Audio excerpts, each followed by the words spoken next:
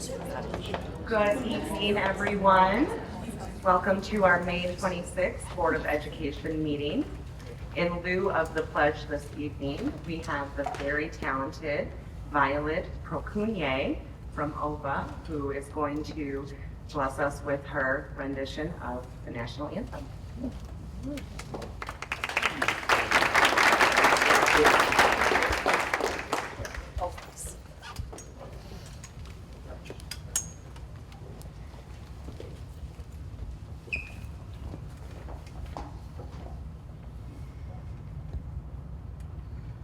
Oh, say, can you see by the dawn's early light what so proudly we hailed at the twilight's last gleaming, whose broad stripes and bright stars through the perilous fight o'er the ramparts we watched were so gallantly streaming, and the rockets rippling, the bombs bursting in air, gave proof through the night that our flag was still there. Oh, say does that star-spangled banner yet wave o'er the land of the free and the home of the brave?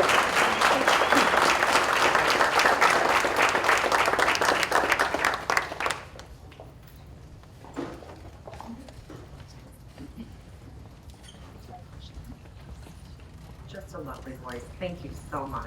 We appreciate that. Moving into our items, James, would you mind taking attendance? Yep, McDonough, Here. Whitney. Here. Summers here. Gibson. Here. Aldred. Here. Ashton. Here. Camp Doherty. Here. Thank you. Any changes to the board agenda? I have none. Alrighty. Scheduled public comment. We had one, but I believe she cannot make it, correct? All right. Moving into item 4, our consent agenda. We have our bills payable, HR updates, and minutes. If anybody would like to make that motion. Thanks, Shane. Move to approve the consent agenda as presented. Support. Culture, thank you. Any discussion? All those in favor? Aye. Any opposed? Motion carries. All right, for the big event, it's Ryan Reed. Okay, good evening, board members, colleagues, families, and honored guests. Tonight, we have the distinct privilege of honoring the retirement of a number of members of our dedicated team. Our district holds a unique and profound role in this community. Through our early childhood programs, K-12 schools, and adult transition services, we have the privilege of supporting individuals and families from birth to age 26. As we look at our vision for the future, we talk a lot about empowering learners, building community, and inspiring futures. But the truth is, those aren't just future goals. They are the living legacy of the individuals we are honoring tonight. The retirees with us this evening represent decades of collective dedication. Throughout their careers, they have been the foundation of our strategic mission. These individuals have been hard at work creating safe, supportive, and connected schools where every student feels a true sense of belonging. They've been hard at work preparing our learners to be knowledgeable, creative, critical thinkers, ready to step confidently into the world. They've been hard at work serving as the backbone of our empowered and engaged team, leading by example and mentoring those who follow. No matter what role these individuals played, their impact is permanently woven into the fabric of our community. To our retirees, while we will deeply miss your daily presence, your expertise, and your heart, we are incredibly excited for this next chapter of your lives. You have given so much, and you have earned every bit of relaxation, adventure, and joy that lies ahead. So on behalf of the Board of Education and our entire community, thank you for a lifetime of dedicated service. So it will be my honor to call you up individually to receive your certificate and flowers.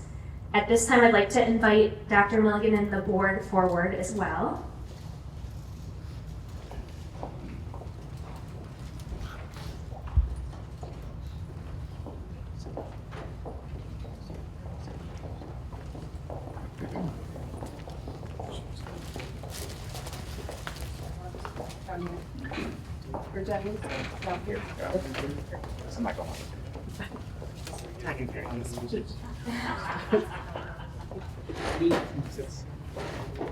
Okay, team, do not hold the applause. Let's have a loud round of applause for each and every one of our retirees. Retirees, if you wouldn't mind, when you receive your certificate and your flowers, if you could stay standing so we can gather a picture at the end. Okay, up first, Mr. Todd Barlas.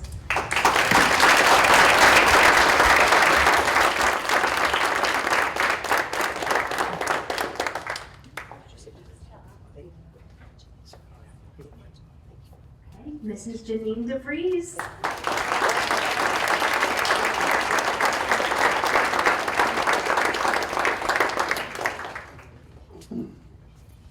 Mrs. Leanne Huller.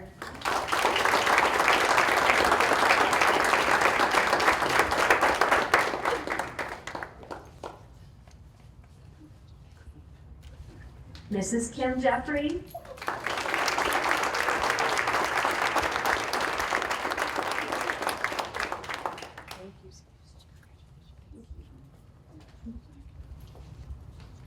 Mrs. Melissa Peruski.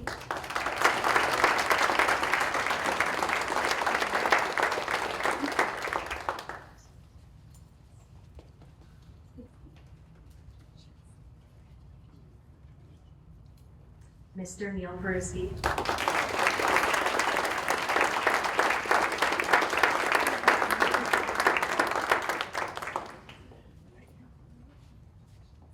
Mrs. Ann Robb.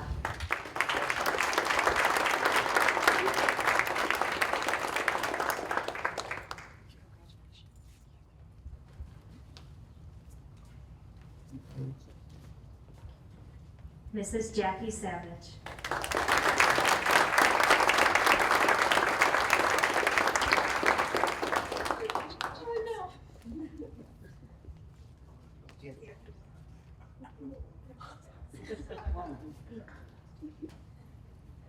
Mrs. Janet Shaw.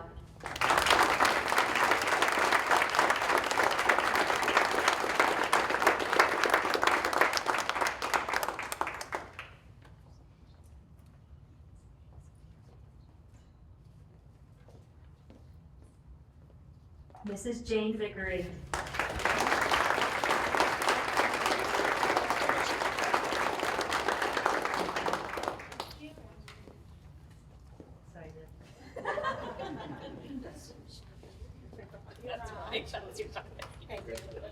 Mr. Dennis Whedon. Thanks.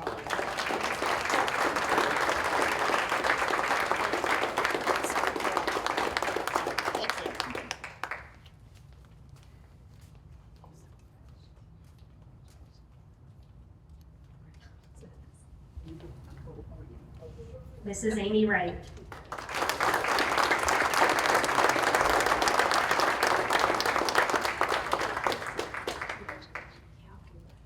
Just need to double check, did Steve Rook sneak in anywhere here? I think so. Congratulations to our retirees. Thank you again for all your service.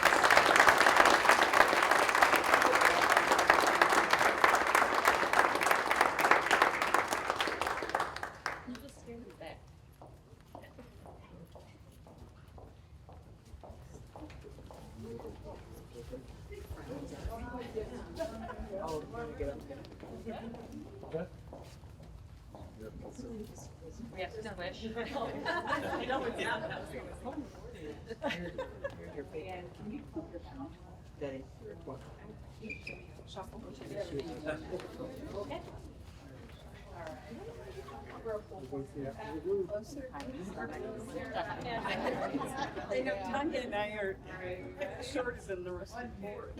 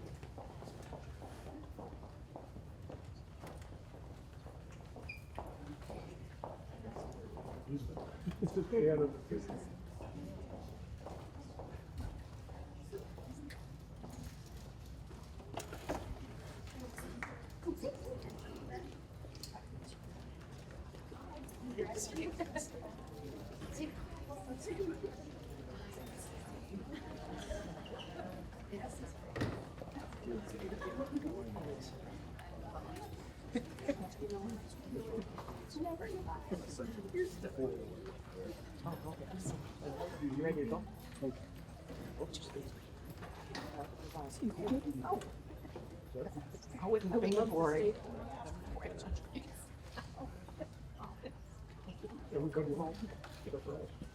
We're leaving right now. Did you? Probably your house. We'll see.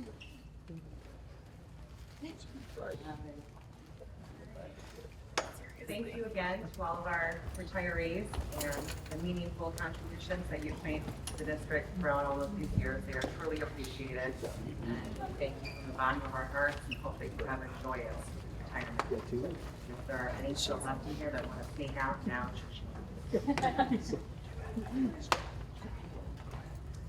That, we'll move into our superintendent report with Dr. Milligan. All right, good evening, everyone, and again, celebrating our retirees. Most of us in this room are very jealous, so enjoy your retirement. We appreciate everything you've done for the district.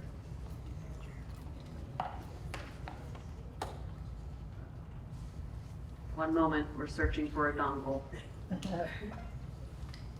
Yeah. Is this it? Hey, that's what I need, another job. Okay. All right. Well, thanks everybody. And I also want to thank Ryan Reed and her team for putting this together. It's no small task to put all the slides up there. I can tell you we had some very interesting pictures that were generated. So that was really fun. But looks like the ones that we got on the presentation looked really good. So well done. Appreciate that. All right, as usual, we will start with rounding. Maybe. Technical errors.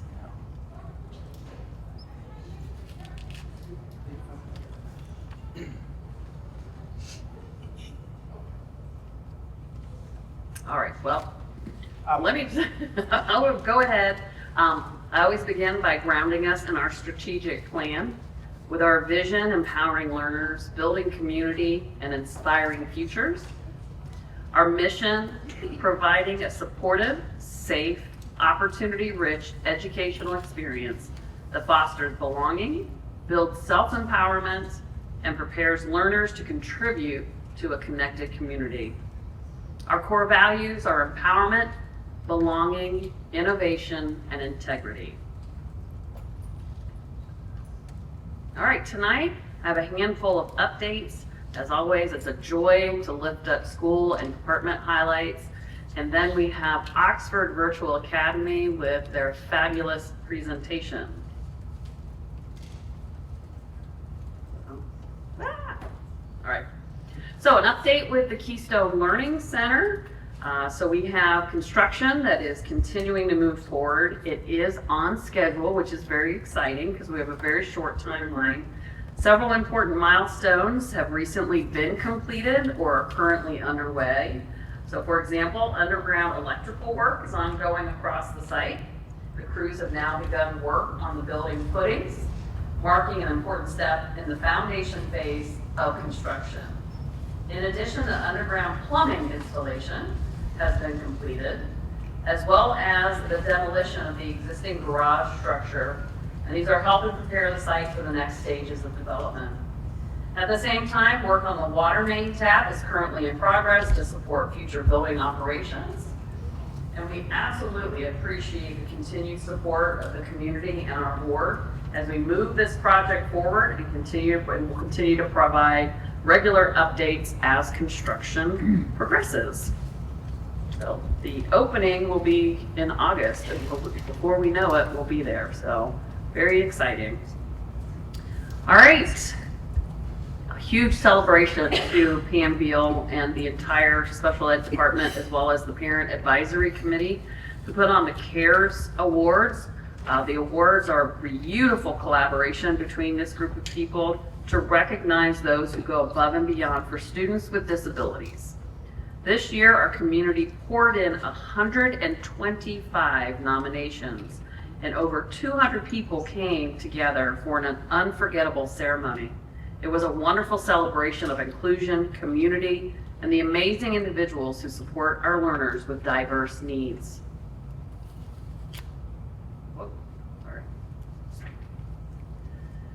All right, an exciting update. We are pleased to share that the Oxford Community Schools has been awarded the Oakland School Safety's Communications Grant in the full requested amount of $53,069. This competitive grant funding will fully support several important district safety communication upgrades with no impact on the district's general fund. I'd like to thank Finance Director Courtney Mikowski for her leadership and coordination in securing this funding opportunity, as well as Oakland Schools for their continued partnership and investment in school safety across the county. I'm gonna try it. I did it. Yay, that's exciting. All right, as a reminder, we are having a Coffee and Connect with the Board of Education and the Superintendent. This takes place tomorrow at the Oxford Library from 5 to 6. Those will give us an informal opportunity to relax and have conversation, receive feedback. We are always interested in feedback, what's important to the community, and help us stay aligned to those important aspects. So tomorrow at the library, 5 to 6, and I think we have coffee and cookies, right? Yes, my favorite part. All right, our legacy walk.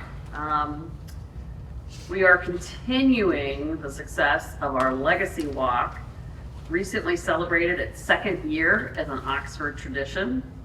The event gives graduating seniors the opportunity to return to their former elementary schools in caps and gowns, where they are welcomed by current students and staff. The Legacy Walk serves as a meaningful reminder of the relationships and support that help students succeed throughout their educational journey. It is inspiring for both graduating seniors reflecting on their experiences and younger students beginning to envision their own futures. We appreciate the staff across all buildings who helped make this year's event such a memorable experience for our students.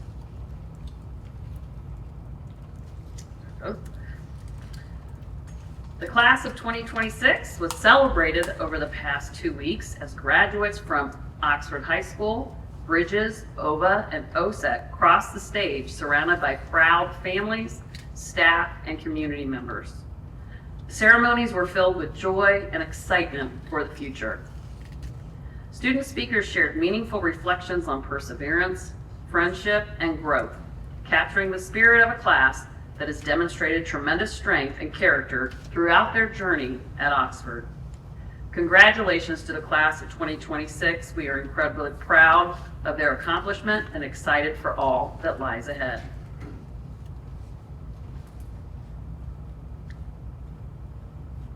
There we go. All right, our first school up for highlights is Clear Lake. I absolutely adore that picture in the middle. That smile is amazing. So this is our first graders. They wrapped up their social studies learning of economic principles, goods and services with their market day projects. Students designed and planned what product they would sell, how much it would cost, and wrote an informational commercial to promote their items.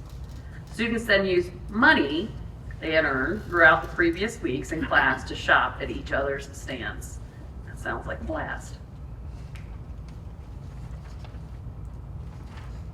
All right, at DA, they wanted to highlight their legacy walk through their halls. The students and teachers clapped for them while they made their way to the library to look at old yearbook photos, so you can imagine what those look like. And they had a chance to chat with past teachers and grab cookies.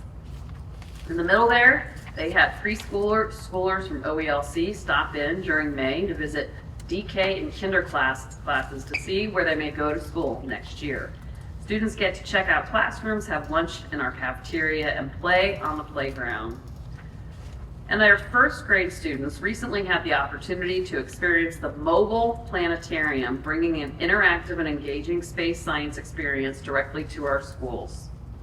The program gave students a hands-on opportunity that sparked curiosity, excitement, and exploration while supporting classroom learning in a memorable way.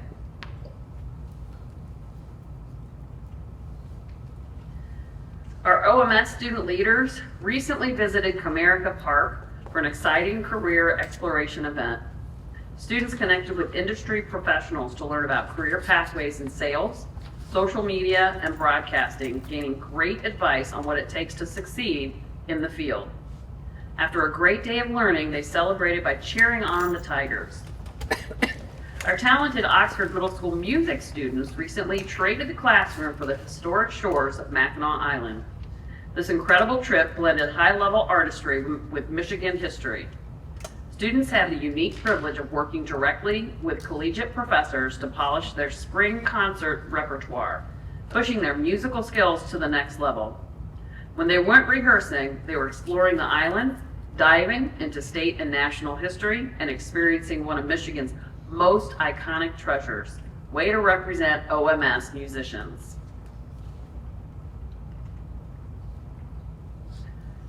Oxford Hybrid had their state presentation. Our second graders presented facts about their favorite state that they've learned about. They also brought in food and drink items as special to their selected state. Wonder what Ohio would have been. Students enjoyed the samples while they listened to their classmates present. Oxford Bridges High School students continue to build community through meaningful service projects and shared experiences. This week, students supported Oxford Open-Handed through Loft by helping with laundry and making caramel corn, while also participating in activities such as fishing, kickball, and other team-building experiences that encourage connection and belonging. In addition, Oxford Bridges High School seniors recently celebrated their final day together with a colorful send-off that marked the end of their high school journey in a fun and memorable way. We invite the board to attend the Bridges Gallery Walk on June 2nd at 12:30 p.m. in the OEIC cafeteria, and I'll make sure Justin sends that invite out. Thanks, Justin. And finally, before we jump into our OVA presentation, this past Friday, 5 Oxford School automotive students competed in the MITES, which is Michigan Industrial and Technology Education Society, State Automotive Skills Contest, where students were evaluated in multiple areas of automotive knowledge and technical skill. Oxford students had an outstanding showing, with Brianna Brenkowitz placing 2nd in the state, Logan Schaefer 3rd, Michael Schwartz 5th, and Roger Schmidt 8th. Having 4 students place in the top 10 statewide is an incredible accomplishment and a reflection of the hard work of our students and staff at the OHS Automotive Program. We congratulate these students on their impressive achievement and for representing Oxford so well at the state level. And now I'd like to invite Janet Schell, Dan Miller, Cara Willoughby, and Karen Brown up to the stage.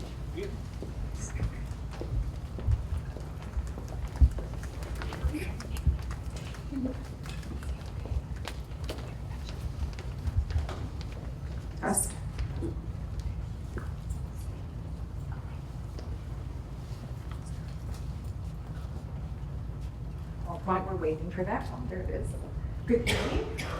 We're so happy to be here tonight to present Oxford Virtual Academy. I'd like to first introduce my colleagues, Karen Brown, Assistant Principal for Elementary, Barb Willoughby, Middle School Assistant Principal, and Dan Miller, High School Principal. And they really stepped up this year. It's been quite a year of change, and we had to do a lot of pivoting, our new favorite word. So we pivoted well, did we not? Yeah. So we're presenting a comprehensive review of the 2025-26 school year for the Oxford Virtual Academy, highlighting enrollment growth, strategic goals, climate data, academic achievements, and our points of pride. All right, so we want to ground the data in the core values and foundational goals of OVA. Before we dive into the numbers, it's vital to anchor ourselves in why we do this work. Our vision remains simple yet powerful, empowering learners, building community, and inspiring futures. Our mission drives our daily operations, ensuring we provide a safe, supportive, and opportunity-rich environment where every student feels a sense of belonging. For our agenda overview, actually I'm going to back up. Our agenda overview, today's roadmap will take us through who we serve, our strategic goals, an honest look at our climate survey data, both our highest and lowest marks, local and state assessment data, and finally our points of pride. So OVA is a massive, I say massive and very complex, dynamic DK through 12 plus ecosystem, we like to think of ourselves. As of the fall 2025, we probably serve over 8,000 students. And that is including our tuition students and our seated students. We serve over 900 students in the district along with the data that you see there. To understand our model, it helps to look at the breakdown. We have 1,289 full-time students, and this includes 52 students in the OSEC program. We have 1,659 part-time students.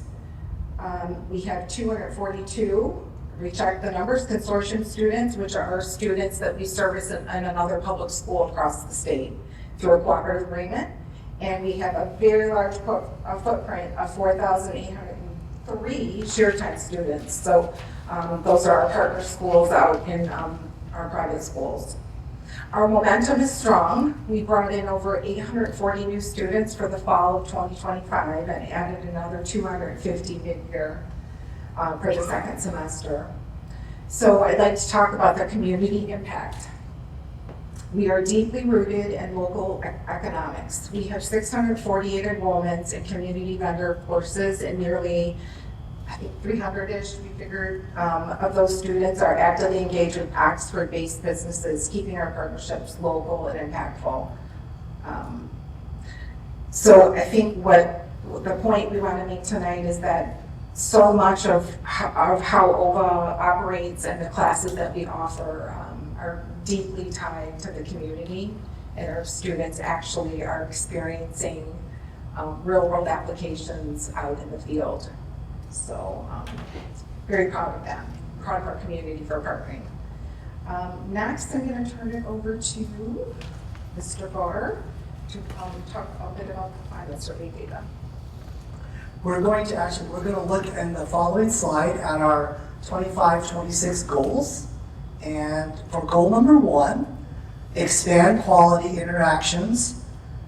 We did this by increasing student engagement and mental well-being by providing more opportunities for live, face-to-face interaction between students, their teachers, and their classmates. This was set as a growth goal for all instructional staff at OVA as part of their yearly evaluation. And now Karen Brown. Our second school-wide goal is to improve our data-driven supports, which aligns with strategic plan goal number 2. We have adopted a standardized protocol to drive data-informed instruction and interventions to strengthen our MTSS framework. And the last goal we identified was cultivate a growth mindset culture. This aligns with strategic plan goal 3, empowered and engaged team. At OVA, this is prioritizing professional development that is both relevant and staff driven. We call these focus groups that staff are all a part of. More on that on the points of pride. This was also coupled with dedicated time to integrate these new strategies into practice. Okay, on the next 2 slides, we're going to go over our climate survey data. You're going to see the 23-24 results and the 24-25 results. On this first slide, we have the highest ranking indicators that we identified in our stakeholders over time. One thing to point out at the top of the slide is our N value, the number that participated in the survey. In 24-25, we had 13 students, 50 parents, and 52 staff. So right away when we got these numbers, we recognized the need to increase these a little bit for a more statistically significant data. But just something to point out before we start here. These are our highest ranking indicators, so the higher percent, the better. The first thing we identified as a strength was bullying is not tolerated. In 24-25 on the far right, this was recognized as agree or strongly agree in 100% of students. This is up from 78% in 23-24. So some of the actions we believe led to this was our strong partners, our partnership with our hybrid sites and other partners, and continuing support at locations and virtually across all of OVA. Also, we had some site-based meetings this year on positive behavior and anti-bullying.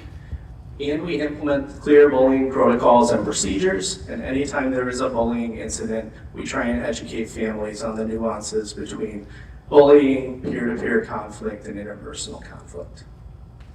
The second highest rating indicator was there is a teacher, counselor, or other staff member whom a student can go for help with a school problem. This scored high in all groups in both 23-24 and 24-25. You can see in 24-25, 100% of staff, 92% of students, and 88% of parents. Some mitigating actions that we believe led to this and would like to continue. One of the strengths at OVA is the ability of our staff to connect with families both virtually and in person. They also provide a variety of ways for families to reach out on all of their communication, whether it's a phone call, a text, a personalized email, or their general messages in their newsletters. And the last high-ranking indicator, teachers set high expectation for all students. This was again ranked high in all groups. And we did see an increase from 23-24 to 24-25 in parents and students, up 4% in parents and 7% in students. Some of the mitigating actions we believe that led to this was our maintenance of a high curriculum rigor with the ability for staff to also customize to provide students multiple ways to display their learning and multiple ways for staff to assess their learning. Also, OVA has a culture of timely feedback, so students and families receive feedback early and often that is personalized and offers them ways to improve. Right, and this next slide is our lowest ranking indicators over time. Again, the lower the percent is the better. So what you're seeing percentage-wise is the percent that disagree or strongly disagree. And again, 23-24, 24-25. So the first one we identified is discipline is enforced fairly. This was identified in parents as scoring high as disagree, and it was up from 23-24 to 24-25 to 22%. So we recognized this statistic pretty early on in the year, and we leveraged our opportunity as new leaders to really norm our disciplinary measures this year. We tried to collaborate anytime we were making a disciplinary decision and not make any decisions in isolation. Like I mentioned on the previous slide, we also had proactive measures at sites on positive behavior and anti-bullying that also, brought more visibility to the code of conduct, which we always reference when we have disciplined conversations with families. And the second lowest rating indicator was teachers and administrators respond to emails, phone calls, and other forms of contact within 24 hours.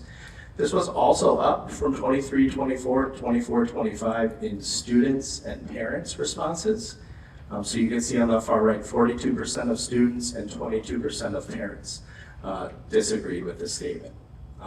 So again, we did recognize this early on, and we set clear communication expectations with staff and protocols for response. Sometimes the response is, hey, I got your message, I'm gonna try and get you pointed in the right direction for support. It's also a little bit challenging having students work asynchronously and staff working on a schedule. So we did try and give guidance for communication around days off and breaks, encouraging auto replies, any extended times off, so students and families knew they might experience a delayed response. This year we also had a PD opportunity on Outlook tips, which is hopefully going to make more timely communication possible. And lastly, internally, we have an intention to kind of decrease the amount of internal communication to bring the student and parent communication into the spotlight a little bit more. Right, and next we're going to do our assessment data starting at the elementary level. So moving into our academic data, our local elementary benchmarks are Delta Math and F&P. This data shows forward progress and vertical growth across the board. In Delta Math, looking at the fall to winter 2025 shift, the percentage of students meeting benchmarks grew across every single grade level. This was led by a 47% increase in both kindergarten and third grade, both climbing from 17% to 64%, an increase of 47% meeting the benchmark. Our literacy metrics also showed progress. Notably, first grade demonstrated a 47% jump, climbing from 22 to 69% proficiency by spring.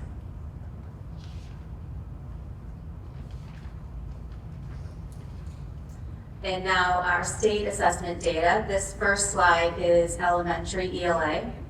In fourth grade ELA, our cohort matched the statewide averages perfectly at 47% proficiency. However, our third and fifth grade proficiencies dipped compared to our previous baselines and slightly below state marks. Strengthening our core reading instruction is a focus moving forward.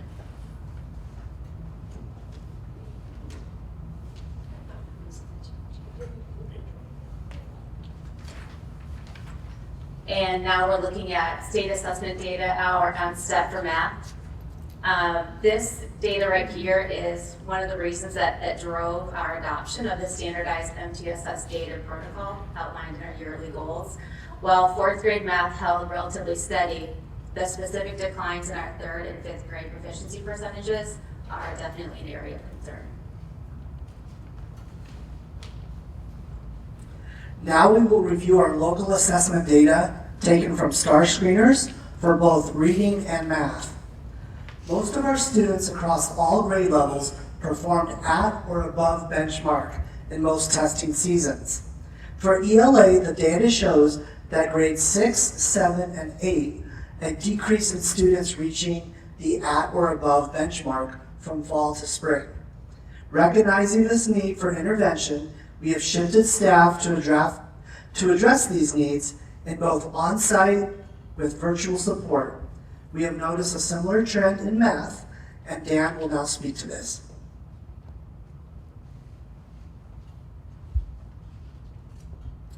Okay, now you see our math STAR screener data from the fall and the spring for 6th through 11th grade.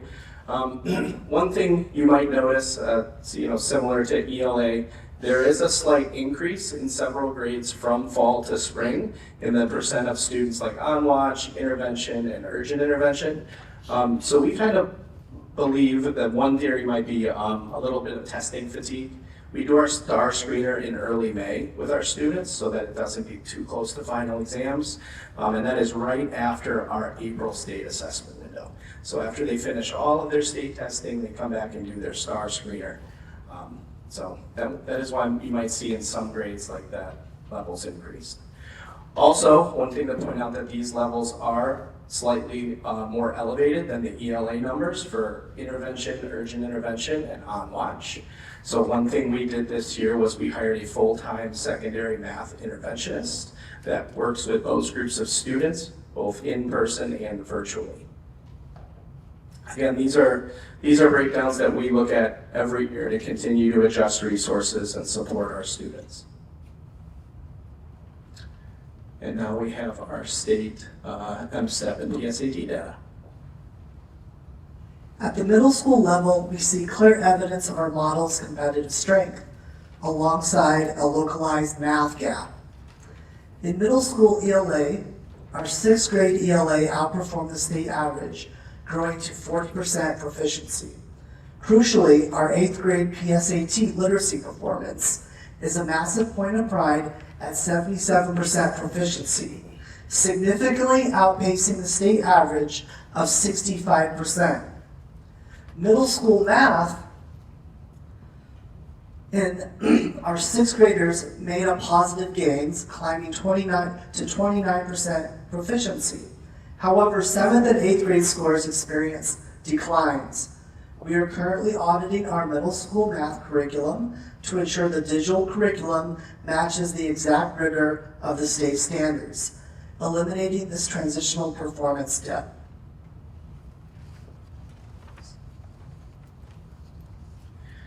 And rounding out our state assessment data, we have our SAT scores for juniors for the past 2 years. So in blue is evidence-based reading and writing, or ELA, and in yellow is math. So you can see really in both subjects there was a slight increase from 23-24 to 24-25. Also, if you look at ELA, we score consistently above the state met or exceeded benchmark. If you take a look at math, however, we are below the state benchmark. Again, this was also data we used to rationalize the need for a secondary math interventionist. But we didn't really stop there. We really wanted to dig into this data and disaggregate it a little bit to see why this gap was so large. So the table on the right, if you take a look at, we broke down that SAT math data for time spent at OVA. Okay, so in the green column, those are our continuously enrolled students. So students that are with us for 4 or more years. And if you look at their met or exceeds benchmark, it is 22.2%, which is a little bit closer to that statewide benchmark. So those are the students that went through all of our high school math sequence and some of our middle school sequence. In the yellow column are transitional students, 1.75 to 4 years. These are students who joined sometime during their high school career with us, and their success rate met or exceeds was 15.4%. So you can see that's a little bit more in line with our most recent average.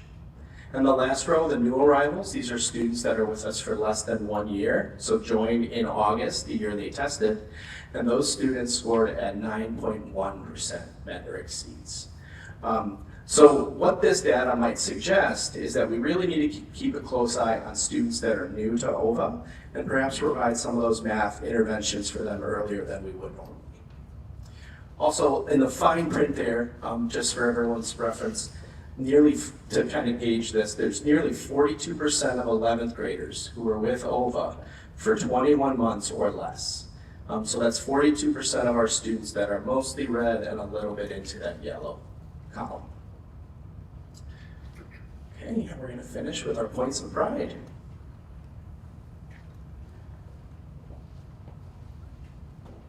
Starting with Veterans Day, students and staff at OVA recognize Veterans Day each year.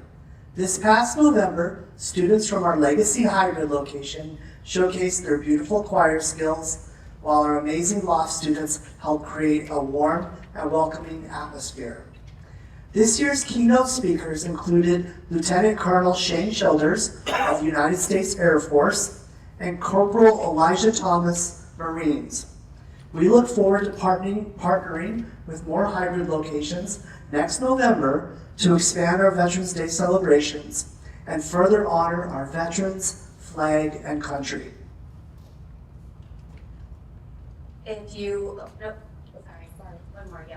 So if you look at the third picture on this slide, it is a picture of our Fall Fest that we had at OISD in October. I mean, we could have picked so many pictures. We had to narrow it down to a few favorites. What we love about this is we take pride in sharing the OEIC building with Bridges and Loft And this was a moment that we could share to build community with all of the students and families and staff in that building, and even having central office open up their doors for the kids to walk around the building. So we really take pride in building that community. The second and fourth pictures here. We recently had one of our community vendor elective courses have their art show at Evergreens. So we're able to bridge our community vendors with the businesses in our community, which really, we take pride in that being a cornerstone of what we offer at OVA.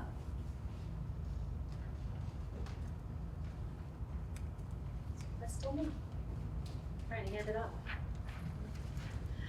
So going back to those community vendor electives, which is a cornerstone of what we've done.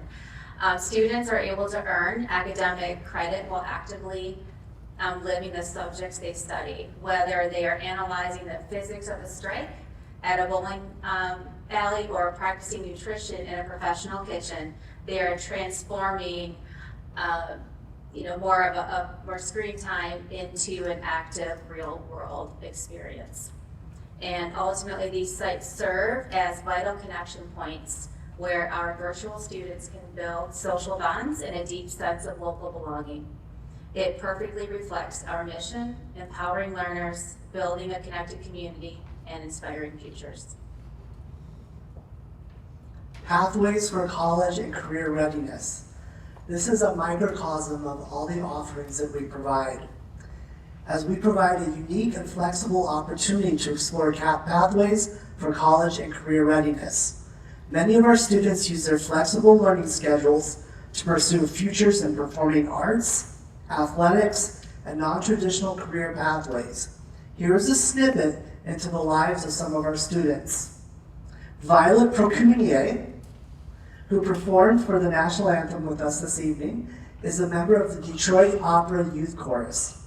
She also sings with our Oakland Homeschool Music Group, OHMI, and at many solo and group competitions.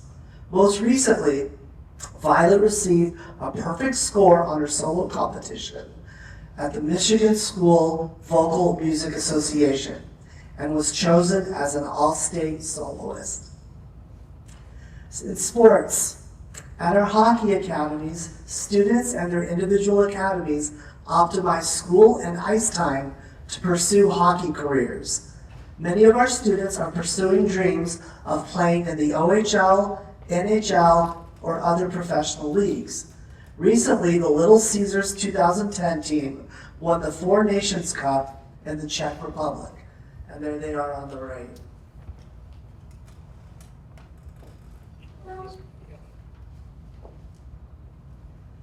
OEIC Campus Collaboration. We are proudly celebrating our second year at the Collaborative Oxford Education and Innovative Campus, a shared facility housing OVA, Bridges, Loft, and our district offices. This integrated site allows our various programs to efficiently share learning, community, and administrative spaces while maximizing resources. To further unify our efforts, we now have a shared instructional coach whose support reaches across all three campuses, ensuring consistent instructional leadership throughout our alternative education landscape. And our last point of pride is our focus group and staff celebration of learning. That was the culminating activity. So as mentioned in one of our goals in the beginning, OVA staff participated in a staff-driven and collaborative focus group. Each member was in a focus group of their choosing. We had formative assessment for Michigan educators, universal design for learning, building thinking classrooms, and restorative practices. This was organized by the OVA and OEIC instructional coach, Caitlin Martin. So the first semester staff really dove into learning with some type of anchor text or collaborative discussion. The second semester, they spent time implementing their learned practice into action. And on the far right, those two pictures, the whole staff got together and shared out their learning, their action, and celebrated their success.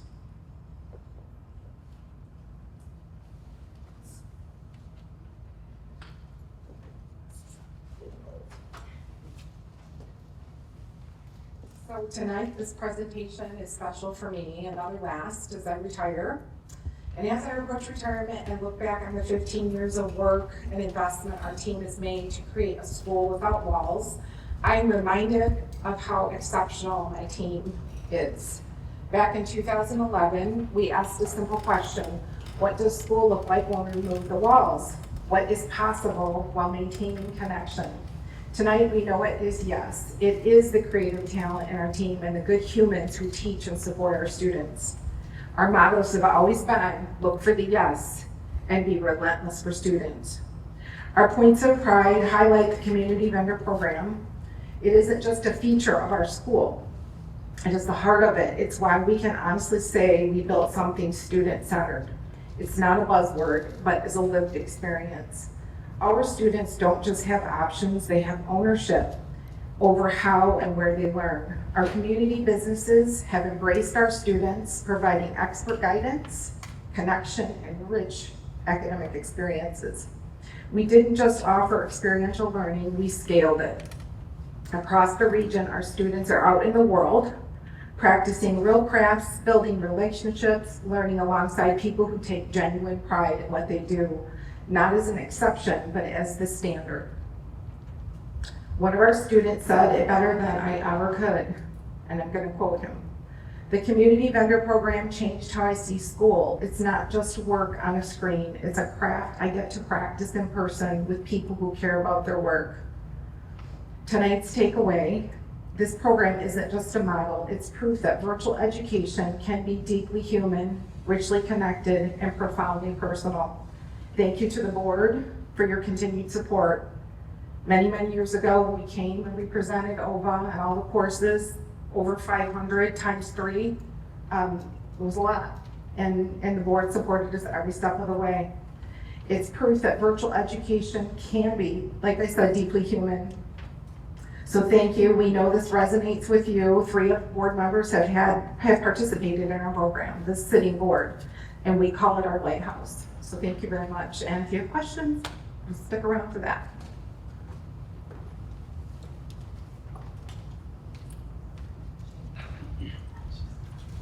Thank you for the presentation. I have a quick question regarding slide number 5, your climate survey data. And please forgive me because I took statistics in college, but I was terrible at it. So if I ask a really dumb question, I apologize.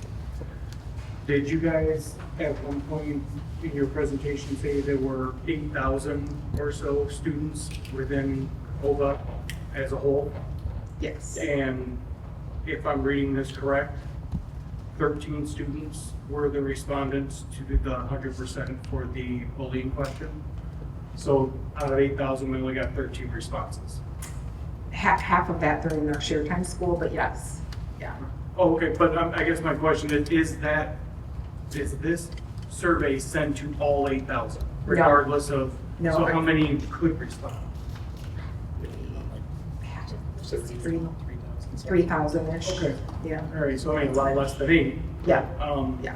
So the plan moving forward, how are we going to try to get more participation instead of just 13? Yeah, thank you for that question. And I think I forgot to mention it on this slide, so I apologize. I said we recognize the need to increase, but I didn't talk about how we did. So one of the things we did was we tried to communicate to every OVA student, regardless of main partnership, that we want your voices heard. So we sent that out in very specific communications. Also in the survey, that when they're referencing teachers and staff and administrators, that it is OVA teachers and staff and administrators. We made the survey more visible in person with QR codes and had everyone make sure they promoted it in their newsletters. Happy to report we did have increases in all of the stakeholder groups. So. Great, thank you. There's often, in our world, I think some of the biggest complaints I get is over communication fatigue, because you're a parent, let's say you have 3 students and you have 6 teachers and a mentor and a counselor, and you get communications every week from all of them, because that's the world we live in. Mm-hmm. It's a lot, and sometimes people just, so it's like repetitive, and Gary helped us, Gary Getsteven, with QR code and just really monitoring and reminding. So sometimes even just a text message to check your email to look for that specific message. Right, no, I definitely recognize the challenge, it's gotta be difficult, but I appreciate the data and the hard work that's gone into it, so thank you. Sarah. Hi, I was just wondering, in regards to the community vendors, do our seated students get to take those classes too? They just have to sign up through OVA? Correct, well, they can sign up, they work through there, so yes, let's answer that it's law, they have, like, we have to make it accessible Okay. and available practically Okay. to all of our seated, and they get information through their counselors. And then we have a system that's set up really well through our operations team that they can then register, and if a student happened to need a ride, we can provide a ride, but most students, parents drive or they're older and they can drive themselves, but we have options. That's cool. I wish they Yeah. would have had it when our I boys know. were in it. That would The have old been Yara days. But I want to thank you for your service, that being part of it with you back in the day when we were getting started, it just helped us homeschoolers so much, and I really appreciate your work. Thank you. I think we all recognize that my biggest motto was, just because you homeschool doesn't mean you're not a part of the school community. So we just partner together. Yeah.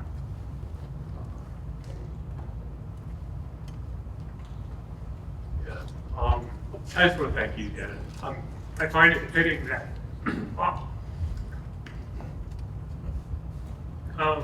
that we have this presentation. That we have this presentation on the night of the retirement celebration as well, and so I just appreciate you and.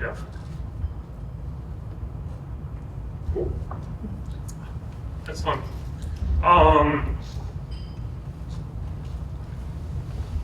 Yeah, I just appreciate you and the work you put into it, and it's really showing your legacy. Yeah, so congratulations, yeah. Thank you. And thank you. You're welcome. On behalf of our team, you're all why we do this. When we have a team of people, a board sitting here, and everybody's choosing to educate their child the way they want to, and it might look different even in one family, right? So you're very welcome. It's been an honor of a lifetime and a privilege to do this work.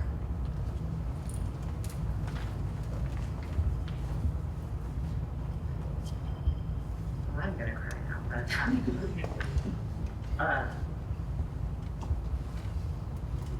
going back to the seriousness of, I wanted to thank you for looking at the state assessment data, and you saw a need and you really dug in to figure out what you can do to improve this. And I really appreciate the lengths you went to, even looking at how long the students have been there to really get a better understanding and not just report the data, but understand and put in plans for improvement. And I know that this program is, you have so many more issues than a seated program, and you're dealing with different dynamics and the nuance of families, really. And so to hone in and target that and do everything that you can for improvement is just very appreciated. So I wanted to thank you for explicitly going out of your way to do that. As far as the building community that you touched on a few times, again, the challenges of a program like this to build community, and you have so gracefully done that, and the community vendors are such a fabric of this program and allow students at such a young age to really integrate and understand the community. And we've all had experience in different ones. Miss Lisa puts on the student entrepreneurs over at Parks and Rec for the farmers market, and just everything that our community vendors do to support this is so appreciated. And of course that wouldn't have happened without dedicated team in putting this into place. And Janet, just, you know how much I adore you. And thank you for everything that you have done. Your legacy of this program is something that will be remembered for so long. You have put so much of your heart into it, and it really has shown. And there are so many of us in the community that have benefited from that. So, from the bottom of my heart as well. You're welcome. And have a lovely, relaxing retirement. Trust me, I will. All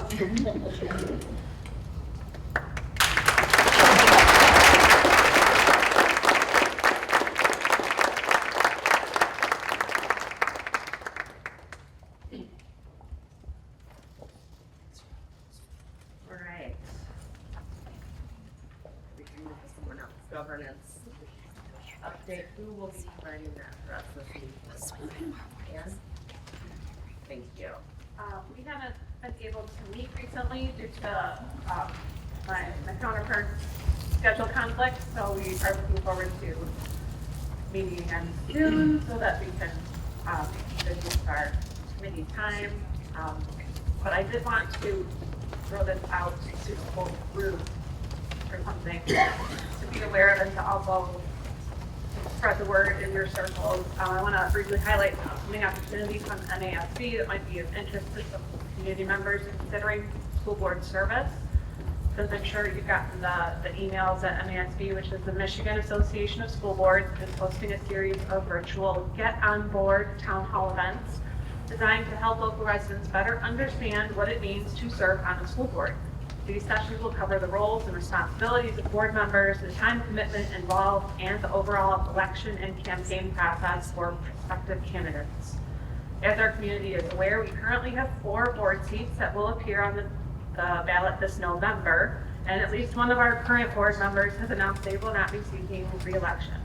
So this makes it especially important that interested residents have access to accurate information and resources about public service and board governance. So the MASB sessions are free and intended to encourage informed, community-minded participation in local school leadership. Anyone interested can find information and the registration details on the MASB website under the Get On Board Town Hall series. So I just wanted to encourage everyone to spread the word, and information is very valuable and helpful.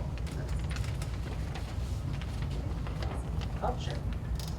I'd like to second that because I attended one of those early on before I ran for the board. It was very informative, plus all those, the initial stuff. But if you're interested, it's definitely a good eye into seeing it, and especially for anybody that, just a refresher, right? That's currently on the board or other stuff that wants to learn and stuff.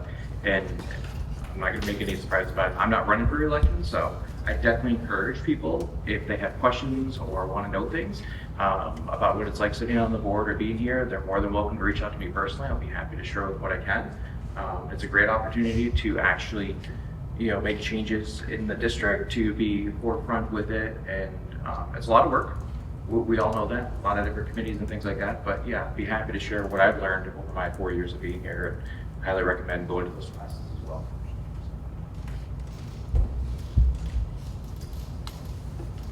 Any questions for Meredith? Thank you for that, Ann. For policy, we had a couple of things.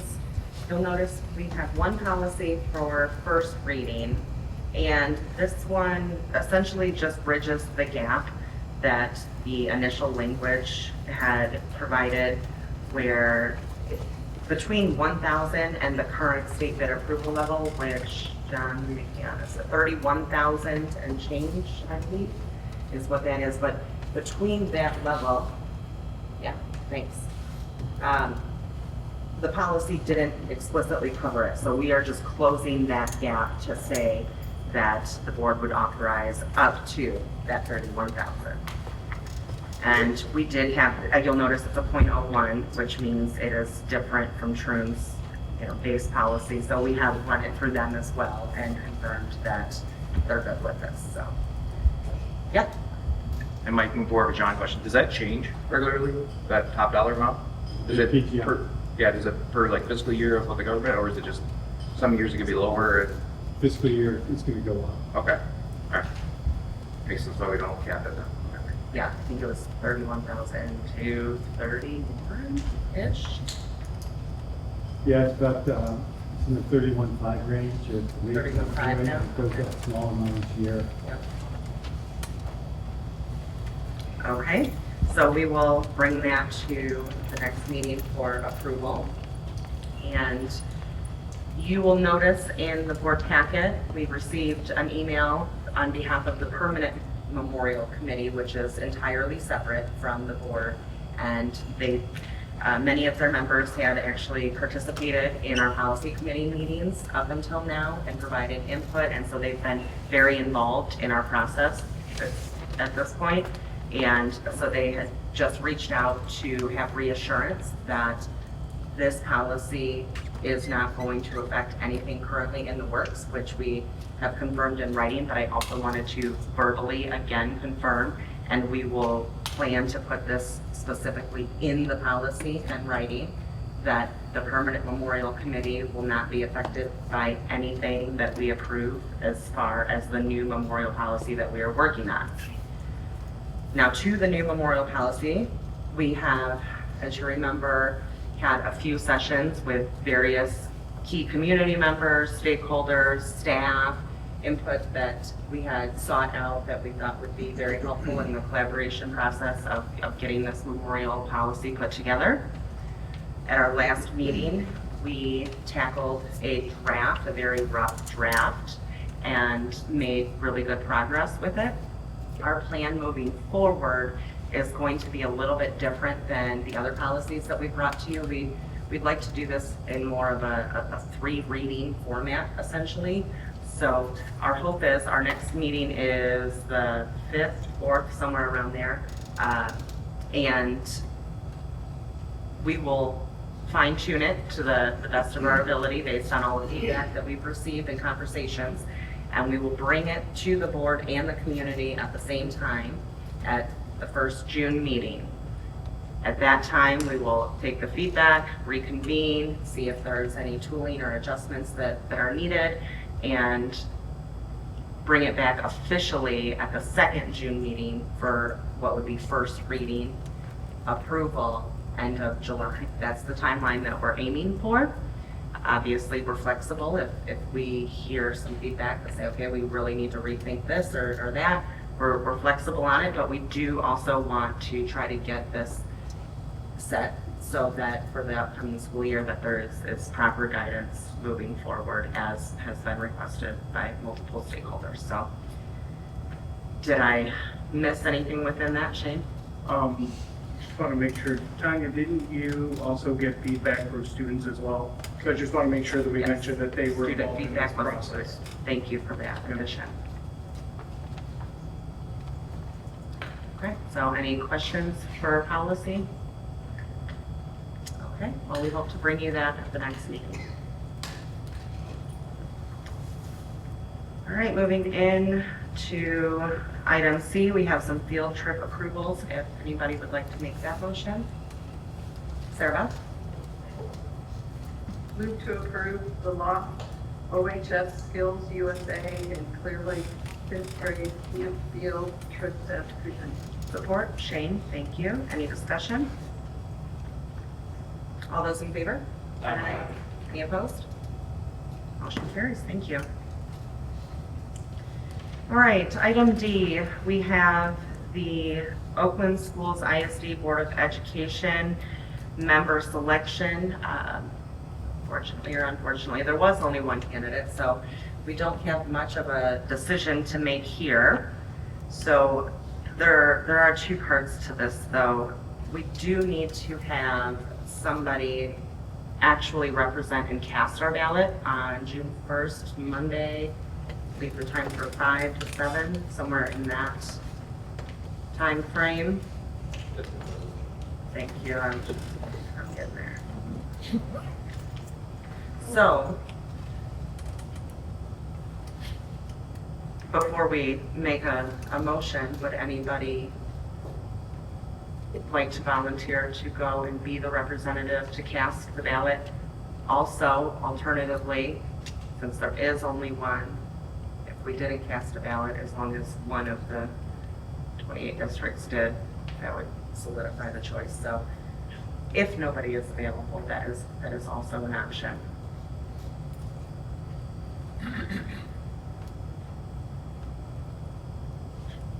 Unfortunately, I can't, up his report, but Okay. otherwise I would. I don't want to get too far into the discussion, but we didn't get anything from this individual, right? So, did we? Okay, I just apologize to that. I'll be quiet and look at that. I was just expecting for it to be posted in the board stuff with all the other things that were there, like the PDF that we've had with other candidates. Thank you. Well, seeing no further input, I assume everybody has prior commitments on that day, so I can go ahead and step in and provide the nomination. That April 22nd, the email that that candidate sent forward. But we're looking for. Yeah. Okay. With that, I'll just move into a motion. I move to approve the Oakland Schools election resolution designating Gary Huff as candidate for Oakland Schools ISD Board of Education and Amanda McDonough as representative for Oxford Community Schools. Support. Shane, thank you. Any discussion? All those in favor? Aye. Any opposed? Motion carries. All right, moving on to item E, our budget resolution. From our last meeting, we had all of the materials for the budget. So if anybody would like to make that motion. Move to approve the approval or disapproval. Nope. Right? Pick one. Approval of the Oakland Schools budget resolution as presented. There you go. Support.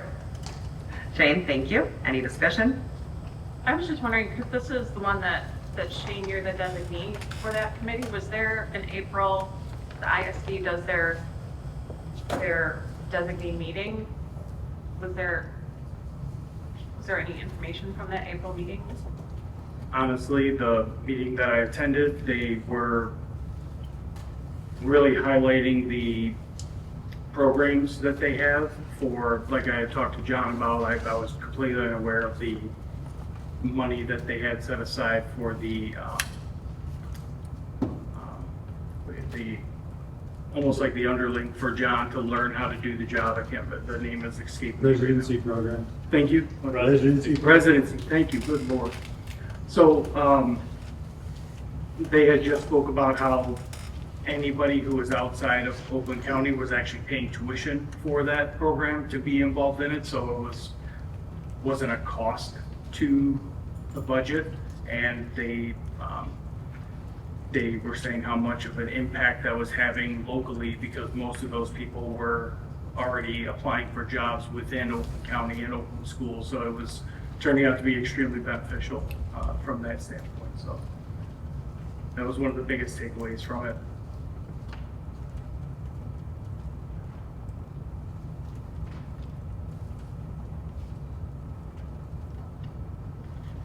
Okay. Moving on, unless there are others. Okay. For the OCSBA, they are proposing a. Did we? Oh, I'm so sorry. I wrote it down and then we didn't actually vote. All right. All those in favor? Aye. Any opposed? Thank you for that. Motion carries. Now, onto the OCSBA bylaws. They do have a proposed addition. We do not need to make a decision this evening, but we will at our next meeting. I believe there was just the one, correct? And you are our governance, right? It was just the one bylaw relating to funding tied to attorney-client privilege, correct? That's all that they're proposing.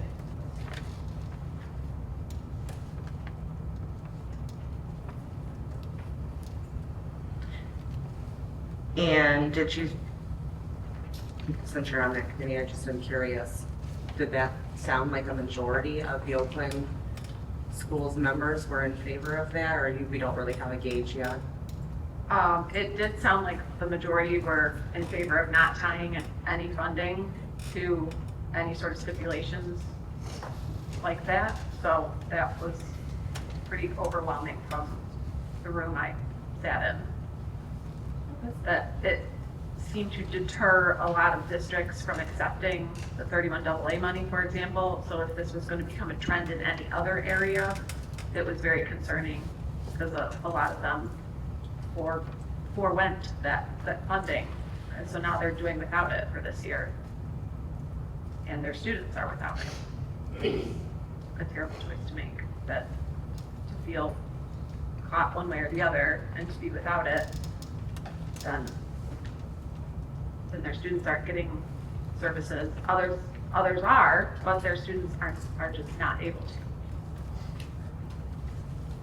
to. Okay. Well, thanks for the update on that. So we will vote on that at our next meeting. And moving into item G, our FOIA appeals. Justin was so kind as to give us an overview by email on both of these, so you should all have received that and understand what the appeals were for. 26-23 had a large cost due to the nature of FOIA and the documents that were produced. We have since been in contact, as you've seen, with the individual who requested and suggested narrowing the scope of this particular FOIA to gain the same information, but without the large cost of pulling thousands of emails. And so you've all seen the progression of that. And as far as the other one, this one had to do with the fact that records simply did not exist that they had requested. So with that brief synopsis, unless there are further questions, if anybody is comfortable moving with a motion. I just have a question. Yeah. I see the fee for the 26-23, but was there a fee for the 26? The second one?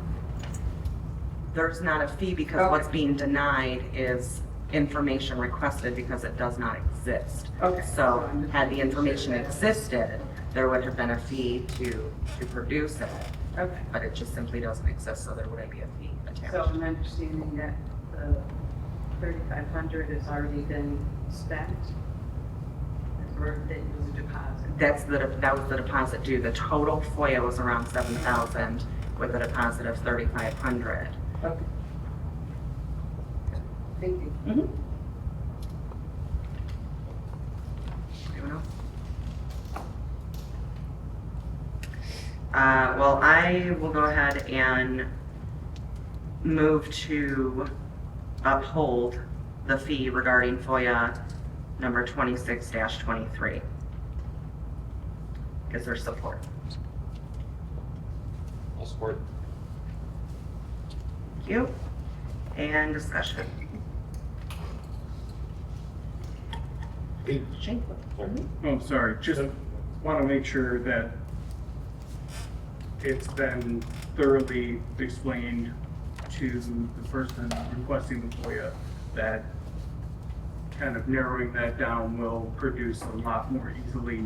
Correct, and there already is another FOIA that has been submitted with the well-reduced cost.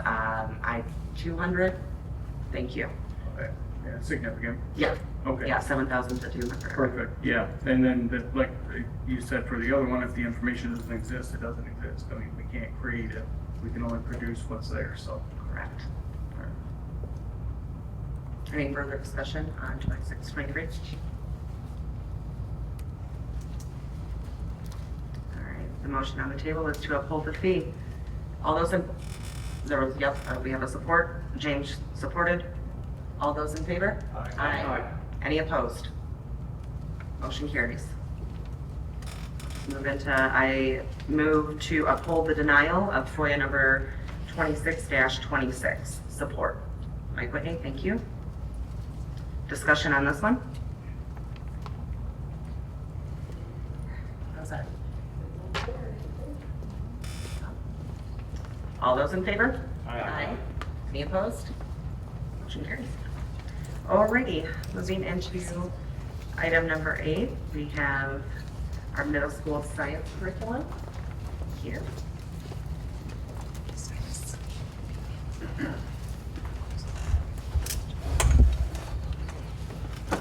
Hey, good evening, everyone.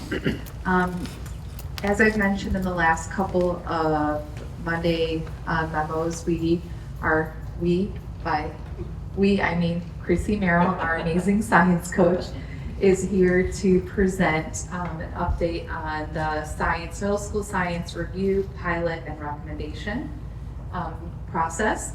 And then after that, we have Bridges class and district course catalog. So I'm going to be Chrissy's Vanna, and I'm going to give it to her because this is her area of expertise and a process that she has been very deeply involved in. All right, Chrissy. Hi, good evening. Like Anita said, I'm the science coach, and I was kind of the main person organizing and running this pilot for our middle school science teachers. If you have deja vu a little bit, it's because 1 year ago, I stood up here at the retiree school board meeting and huffed and puffed as a very pregnant lady with the elementary science curriculum, and that's been going awesome. It's been a great adoption of curriculum. And I'm really excited, equally excited about the middle school one that we're bringing to you tonight. So what my presentation overviews is why we chose to pilot, what that process looked like. Like Anita said, I'm going to bring forward a recommendation and then kind of do next steps pending approval. Our current curriculum at the middle school level is called IQUEST. It stands for Investigation, Questioning Within the World of Science and Technology, something to that degree. We've had it for about 8 to 10 years. It was one of the first curriculums that came out with the adoption of the next generation science standards. Those were adopted a little over 10 years ago, and they flipped science education on their head in a very good way. We're teaching content, but we're also emphasizing skills and science and engineering practices and cross-cutting concepts. But it really rewrote how we teach science, and there weren't a lot of curriculums that could do that, and IQUEST was one of the first ones to come out. And it really did help at the time, help our teachers transition into kind of that new era of science teaching. With that being said, now that we've had it a while, it's definitely not meeting all of our needs. When I surveyed the middle school teachers, they talked about how, now that they're into it, it had some repetitiveness to it. The hands-on engagement was spotty and inconsistent depending on grade level and unit, and that there was a lack of adequate practice in reading and writing. They really wanted three-dimensional aligned assessments, and let me explain what that means. In the NGSS standards, we talk about 3D assessment. The 3 dimensions are content, science, engineering practices, and cross-cutting concepts. So we're trying to move away from those assessments where you regurgitated information, and we want kids to demonstrate their skills in the context of content. But those are very challenging assessments to produce. So a curriculum that could start us somewhere would be nice, and our current curriculum did not have that. And in addition, the teaching materials, like we're all in an online platform, sometimes there were updates, but then they weren't informed of the updates, and it was a little confusing and disorganized from year to year on the curriculum company's part, and that left our teachers sometimes scrambling. So when we came together for the first time, this would have been February of last year, we sat down before we even looked at any curriculums, and we said, what are our ideal criteria? If we could pick a perfect curriculum, what would it have? And the 6 middle school science teachers came up with these ones. They really wanted consistent hands-on engagement where our kids were doing science all the time. They wanted it to be user-friendly for teachers. They wanted an integration of an engineering component. They wanted the 3D assessments provided. They wanted a literacy component and supported implementation. And we piloted 2 curriculums, and none of them are perfect, but one came very close to those things. So after we identified those criteria, we developed a rubric to assess some of the possible pilot curriculums in the context of those 6 criteria. So we developed this rubric. We looked at all 5 we looked at 5 curriculums. One was our current curriculum, and we scored it against that rubric we created as a group. And then we did 4 other curriculums. We chose the 2 curriculums that had the highest scores for that rubric. Those are called Issues in Science and then MyStar. We piloted one in the first semester and then the other in the second semester. What that process looked like is we taught 1 to 2 units of each pilot, depending on the length of the units. We kind of had a very firm start and stop date with the semester, so we taught what we could in the semester timeframe. They were provided training either in person or virtually for each curriculum. They gave feedback continuously. There was like a very small snapshot form to fill out by lesson every time they finished a lesson. And then there was also an end of unit reflection, which kind of zoomed out and collected more comprehensive data, where the weekly snapshots are more of like the day-to-day data. We did responsive, I was responsive as a coach. We did check-ins. They reached out, or I reached out to the curriculum people if there were areas that they needed support in. And then at the end of the year, we came together and did a very, very structured and lengthy discussion about the pros and cons to each one, and came to a consensus on what their recommendation was moving forward. So the first one we piloted was Issues in Science, and it's by a company called LabAIDS. Like I said, there wasn't a perfect one, but this one had pros of being like the engagement was every single day. The kids really liked all the hands-on experience. It was very user-friendly for teachers. What I mean when I say that is like the teachers could sit down with the materials, and after a good hour sitting in the lessons, they knew where it was going. Like the online component and the printed materials and the student materials and the teacher materials all kind of wove together pretty seamlessly, and they were able to have a really positive experience right out of the gate, which is a pretty challenging thing to do when you're trying a new curriculum. The cons is that they did lack some 3D assessments, and I'll be more specifically. They did have 3D assessments that were kind of project-based learning, but they didn't have 3D assessments and more of our traditional like test-taking summatives. So they were there in entirety, no, but they were present to some degree. And there were some intermittent pacing issues, but that kind of comes with the territory of just trying something new. Moving to MyStar, this was the second semester we piloted. The pros is that MyStar is developed from Michigan Tech, and so all the storylines and all the units were based in Michigan. It's very relatable and engaging to the kids because the context of it all was something they were super familiar with.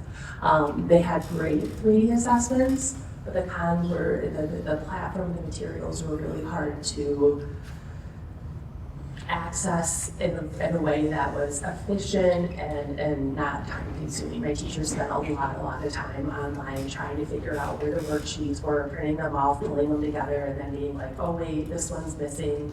There was a lot of growing pains trying to do this one. And to some degree those would go away, but also to other degrees they wouldn't. There are also less opportunities for hands-on experience, and like I said, that was the number one criteria they wanted, is they wanted our kids engaged in hands-on things all the time. And this one was spotty, depending on the unit, depending on the grade level, where with the LabAIDS, it was present all the time, everywhere. I didn't include a lot of the data, but this is, I think, the most telling piece at the end, in the end of the unit survey. I asked them the question, how would you feel about the adoption of this program? If you can't read the small text, blue means I would support it and be excited for it. And on the left, you can see that 5 out of our 6 teachers at the middle school who teach science said, I would love this program, I would support it, I'd be excited for it. And the one who chose option 2 was, I would support it without big feelings, but I would support it. When we moved to MyStar, it was a much more mixed bag of feedback. You can see about half the teachers were like, yeah, like I'd support it without big feelings, we could make it work. Yellow was I would support it with hesitation, and green was just an outright, I wouldn't support this. And like I said, the people with hesitation and concerns, or people who wouldn't support the adoption, were really concerned about the hands-on engagement piece of it, and the ability to access and find what they need to find to put together a lesson that meets their standards as teachers. So moving forward, like I said, there was no perfect fit. But our teachers have come to a consensus that they would like to adopt issues in science, which was that first semester pilot. That's our recommendation moving forward as we adopt it into next year. There would definitely be some, they've already been trained by by LabAID's professional learning people.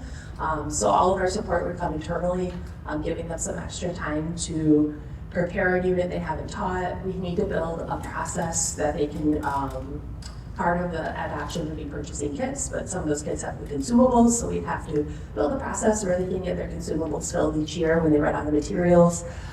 We need to develop and write this new one into our current OCS curriculum documents, and then build our 3D style assessments. That's going to be a challenge, right? But it's choose your hard. None of these were perfect, but the hard that they chose was to build their own assessments. I took some middle high school teachers to a secondary science assessment series at Oakland Schools. We got a lot of tools and a lot of information, and I think we're feeling like that's a more reasonable ask to do now after that training. We have some places to start, and we'll always serve to do. So I think that's it. What questions do you have for me?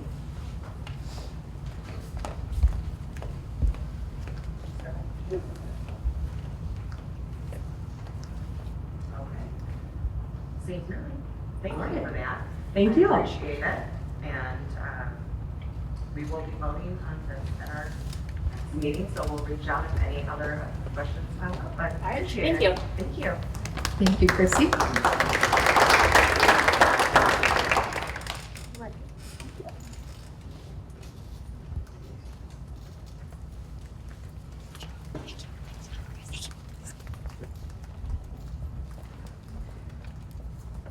All right, moving into item B, we had the creative writing course from last meeting. And unless there are further questions for Anita while she's here, if anybody would like to make that motion. Dan, thank you. Move to approve adding the Bridges Creative Writing course to the course catalog. Support. Mike Altrud, thank you. Any discussion? All those in favor? Aye. Any opposed? Motion carries. Excellent. And you want to move right into the next? Yep, move to approve the 2026 to 2027 district course catalog as presented. Support. Shane, thank you. Discussion. All those in favor? Aye. Any opposed? Motion carries. Thank you. All right, item number 9, we have John coming up.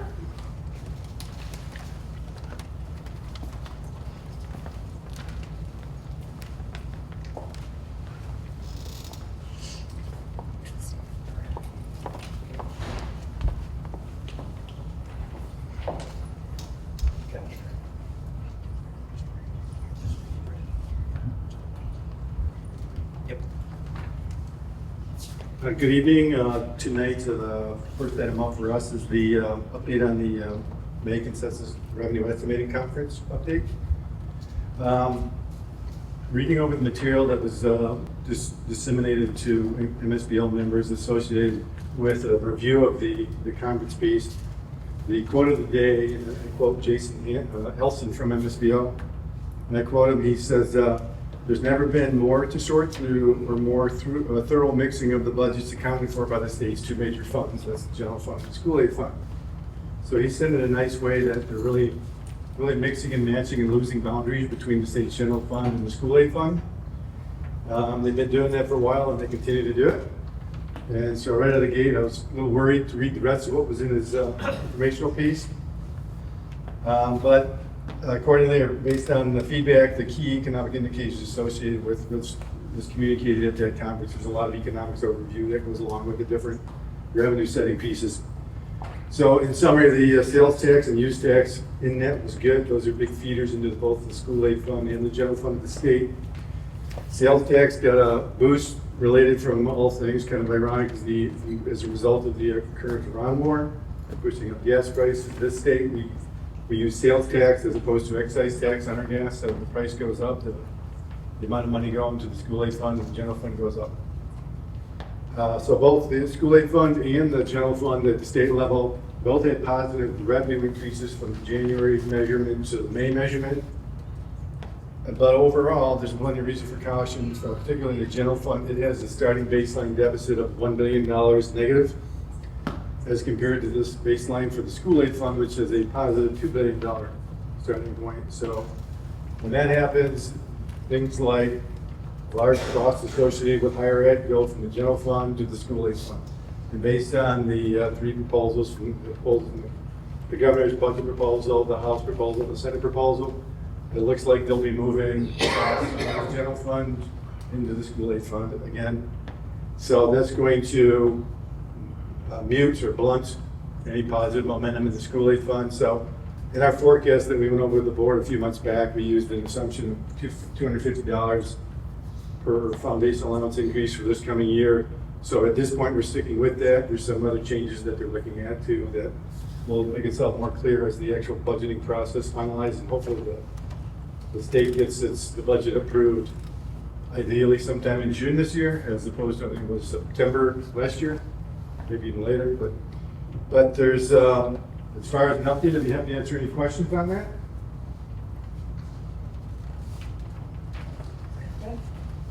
I do want to add in today's Monday memo, there was some of that information from the behind the scenes from MASC. So that might give you some additional context.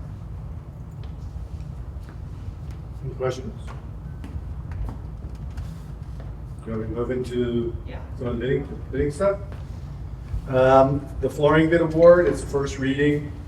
The main focus project of this material acquisition is for doing some work at the floor at the high school media center. The pricing on it is based upon a Sourcewell cooperative contract price. The product itself is the kind of tile known as luxury vinyl plank. It's a tile, but it looks like when it's down, it looks like a wood plank in there. These are longer versus squares. So we're looking to purchase that to take care of that project and then have what we refer to as an attic stock. It's excess to keep in on property in the district for replacement of a similar kind of products going to be used later this summer, associated with some work over at a couple of the other buildings, and it'll be used to supplement any future repairs and things like that. So we built a little extra in terms of what the amount in that bid request for. Again, that was first reading. Also, the next one up, you might just move right into them as they come on the agenda. Yeah, unless there's any questions on that one. Yeah, that's a good point. Any questions?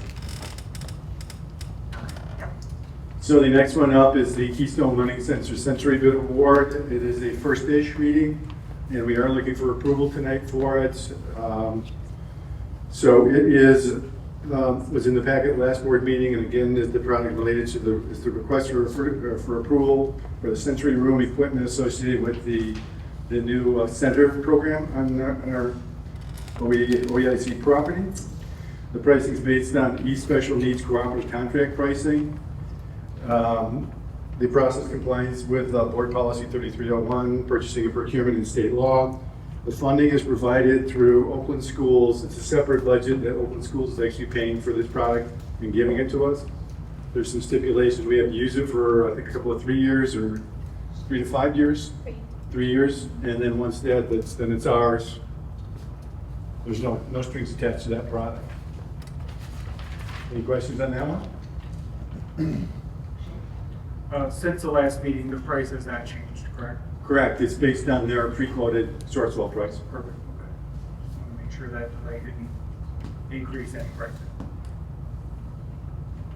Anyone else? Yeah, go right ahead. Move to approve the Keystone Learning Center sensory bid as presented. Support? Your discussion? Sarah? I'd just like to let the rest of the board know, the reason I voted no on this project from the beginning is because it's not a worthy project. Growing up with cousins who's autistic, having a brother involved, my brother-in-law was autistic before autism was defined, so I've seen close and personal how difficult it is for a family to have this disability in their life. It was the timing, because if the usual was going on, I thought we should have put this on the back burner. that is why I would vote just because we're not listening to the community is what I think. So, but keep me honest, John, we upfront the cost. We submit it to open schools, we get the money right back. So it's not it's, But the schools get its money from property taxes as well, so it's just shifting where it so the money either goes to us or it goes somewhere else. And this is part of the capital project of the center-based program. So I understand what you're saying. The community is speaking out, you know, and there's a lot of confusion around the non-homesteaded stuff, but this doesn't come from that budget. This is something totally different.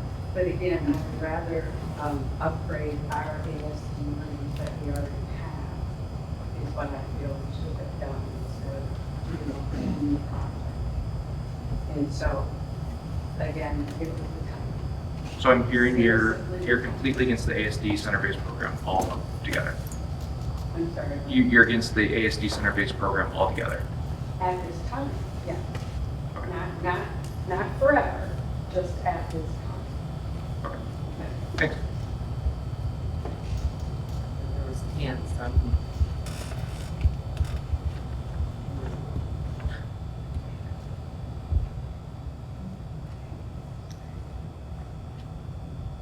I do appreciate your explaining to us your rationale. I absolutely appreciate that, and I will just echo that there is indeed a lot of misinformation out in the community. It's pretty evident from social media where you see some comments saying, you know, the district could afford to tear down this and again, this is fully reimbursed from Oakland ISD. This is not our district dollars going towards it. And and I'm happy to have continued conversations with you because I appreciate it and I appreciate hearing perspective. And, but I did want to make sure that at any opportunity that we can to correct that misinformation in the public, whether it's still the spring pot or not, that's irrelevant, but the information that we have, it is imperative that we as board members provide factual information. So just wanted to interject that there. Any further discussion? All right, we have a motion on the table. All those in favor? Aye. Any opposed? Thank you. John, would you like to speak to the roof repair? I would love to. It's the first reading and we're looking for approval as well. Because it's a roofing project, that's a repair project on roofing, it falls into a bit of a gray zone. If it was a clear-cut construction project, there's one set of rules specified in the school code, and if it's materials acquisition, there's a different set of rules. This is a gray area, so we approached it as a bid roofing project in terms of being a construction project, but we're asking for approval in the first reading because there is an emergency aspect in nature to it because it's addressing existing roof leaks.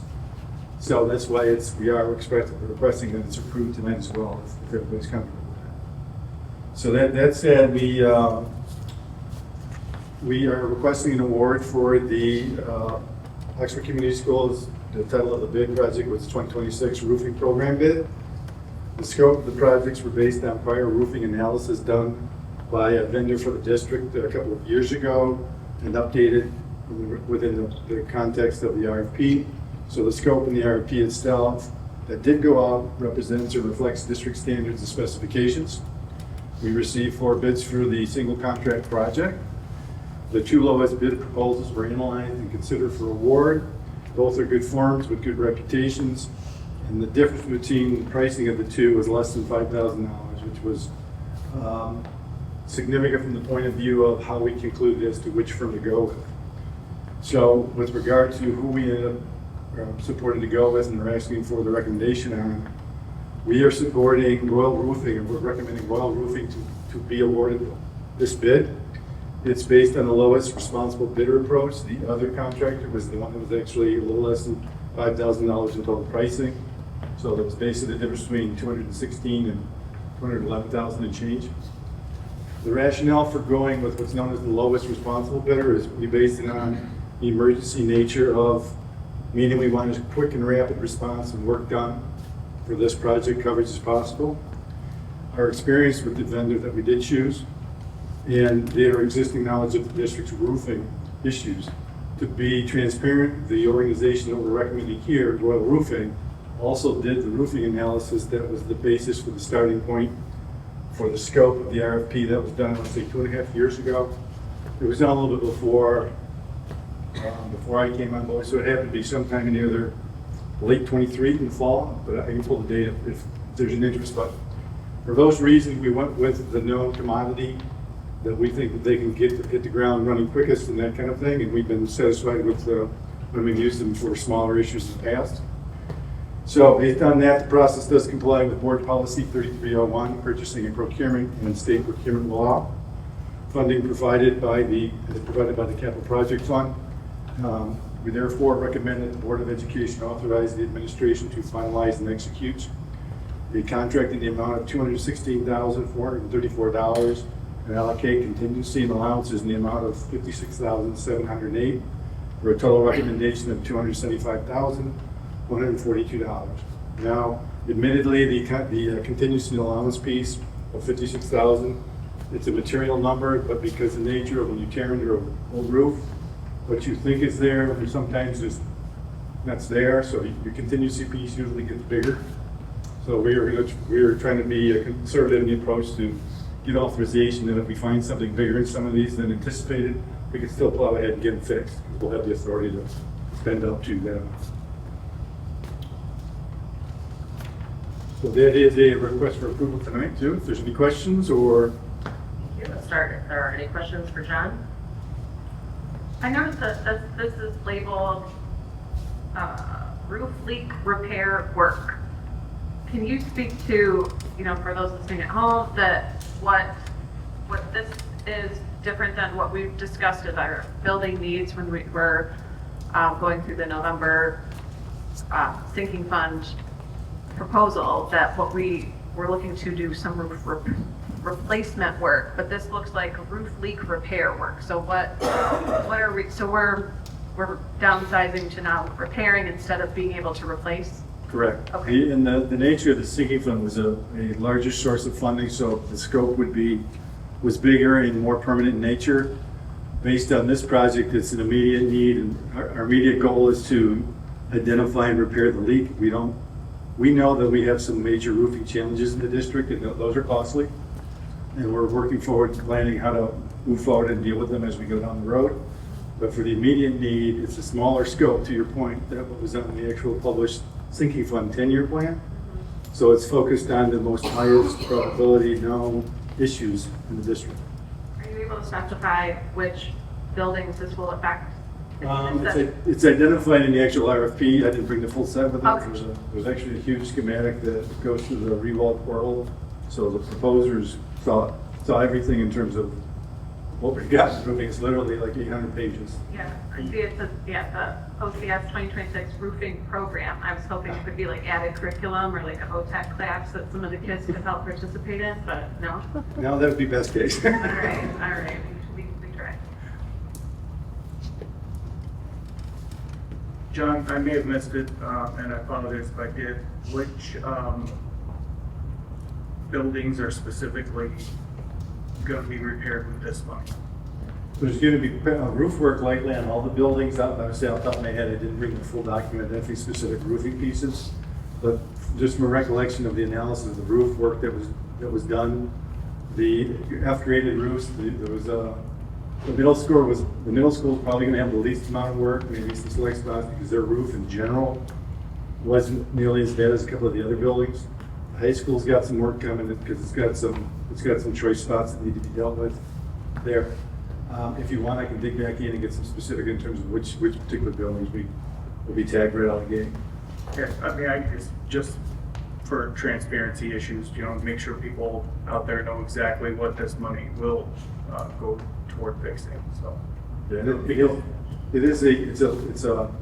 it's a leak patching program for, like a better description. It's the underlying contract's about $216,000 to replace a roof on this building is easily pushing $1 million to replace it.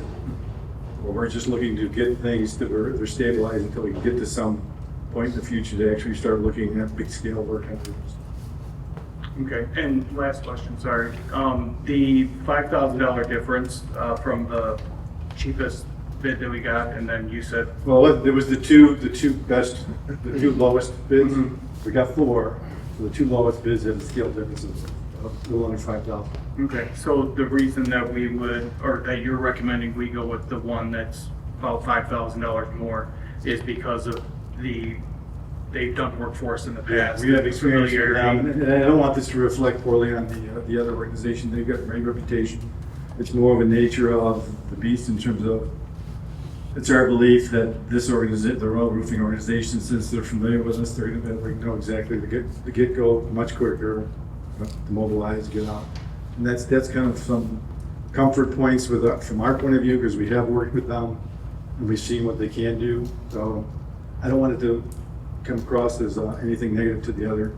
Right, no, of course, and I didn't take it that way. Okay. I guess what I'm asking is, would you anticipate, or is the possibility of anticipating there being more than $5,000 in a delay or other things, maybe from a different company, or is it just the familiarity that you're going for? Really, the familiarity and their experience with it. Okay, okay. So Don, just real quick, would you, when we were presenting goal 4, we had gone through all the roofs and we had provided like a scale, a grade. Yeah, Would you say if the board looked at that document when we looked at goal 4, we're hitting those with the lowest grade? Yeah. Would you say that's accurate? Yeah, the group would be all the lowest grade groups. I don't want to say it's all the lowest grades, because there's with the $216,000 contract, and there's more than that in terms of needs for all the lowest grades. So it's a big piece of them, but and again, it's patchwork in terms of a spot work. So if you've got a roof full of a bunch of patches on it, then you don't really have a roof, you just have a bunch of patches. Not to say that we have that on roofs, but the point being, we need major scale roof work, and that's a conversation for on the road, but this is to an immediate need addressing those issues. Would it be helpful if we send it to you, the document again, back out, just so you have an idea? I mean, out of that, I can pull out and break out the specific building spots identified in this particular plan and have it forwarded to the board. Yeah, and just echo it, like, so right now, we're being completely reactive at this.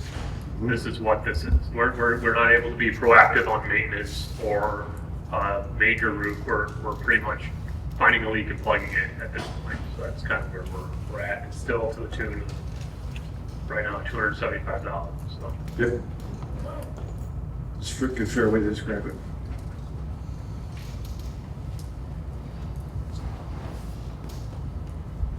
Any further questions? Would you like to make that motion? Mike, thank you.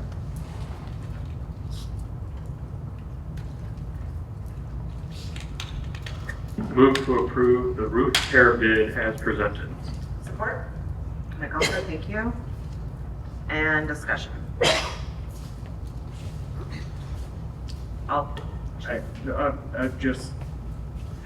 Obviously, it's just something that needs to be done. We can't have leaky roofs. We can't have, we're gonna have mold. We're gonna have all kinds of issues if we continue to have leaky roofs. So, to your point, it is extremely reactionary, but this is the world we're living in. There's nothing we can do about that right this second. So, I for one don't want my kids, getting rained on while they're trying to learn math. So, I think this is a no-brainer at this point. Further questions, comments? Okay, all those in favor? Aye. Any opposed? All right, motion carries. Thank you. John, would you like to move into E? Yes, it's the second reading, the maintenance truck bid that we spoke to last meeting in terms of buying the used truck. It's recommended the Board of Education authorize the administration to execute a purchase agreement with Allison Outdoors LLC for $45,000. This project's being funded with the revenue generated by the auction sale of other existing surplus assets. Any questions for John on this one? All right. I'll move to approve the truck bid as presented. Support. Jane, thank you. Any discussion? All those in favor? Aye. Any opposed? Motion carries. Thank you. Same into item F. This is also second reading for the door indicator lock bid award. We're requesting an award for door indicator locking equipment for what we refer to as our phase 1 standard classroom project. So just in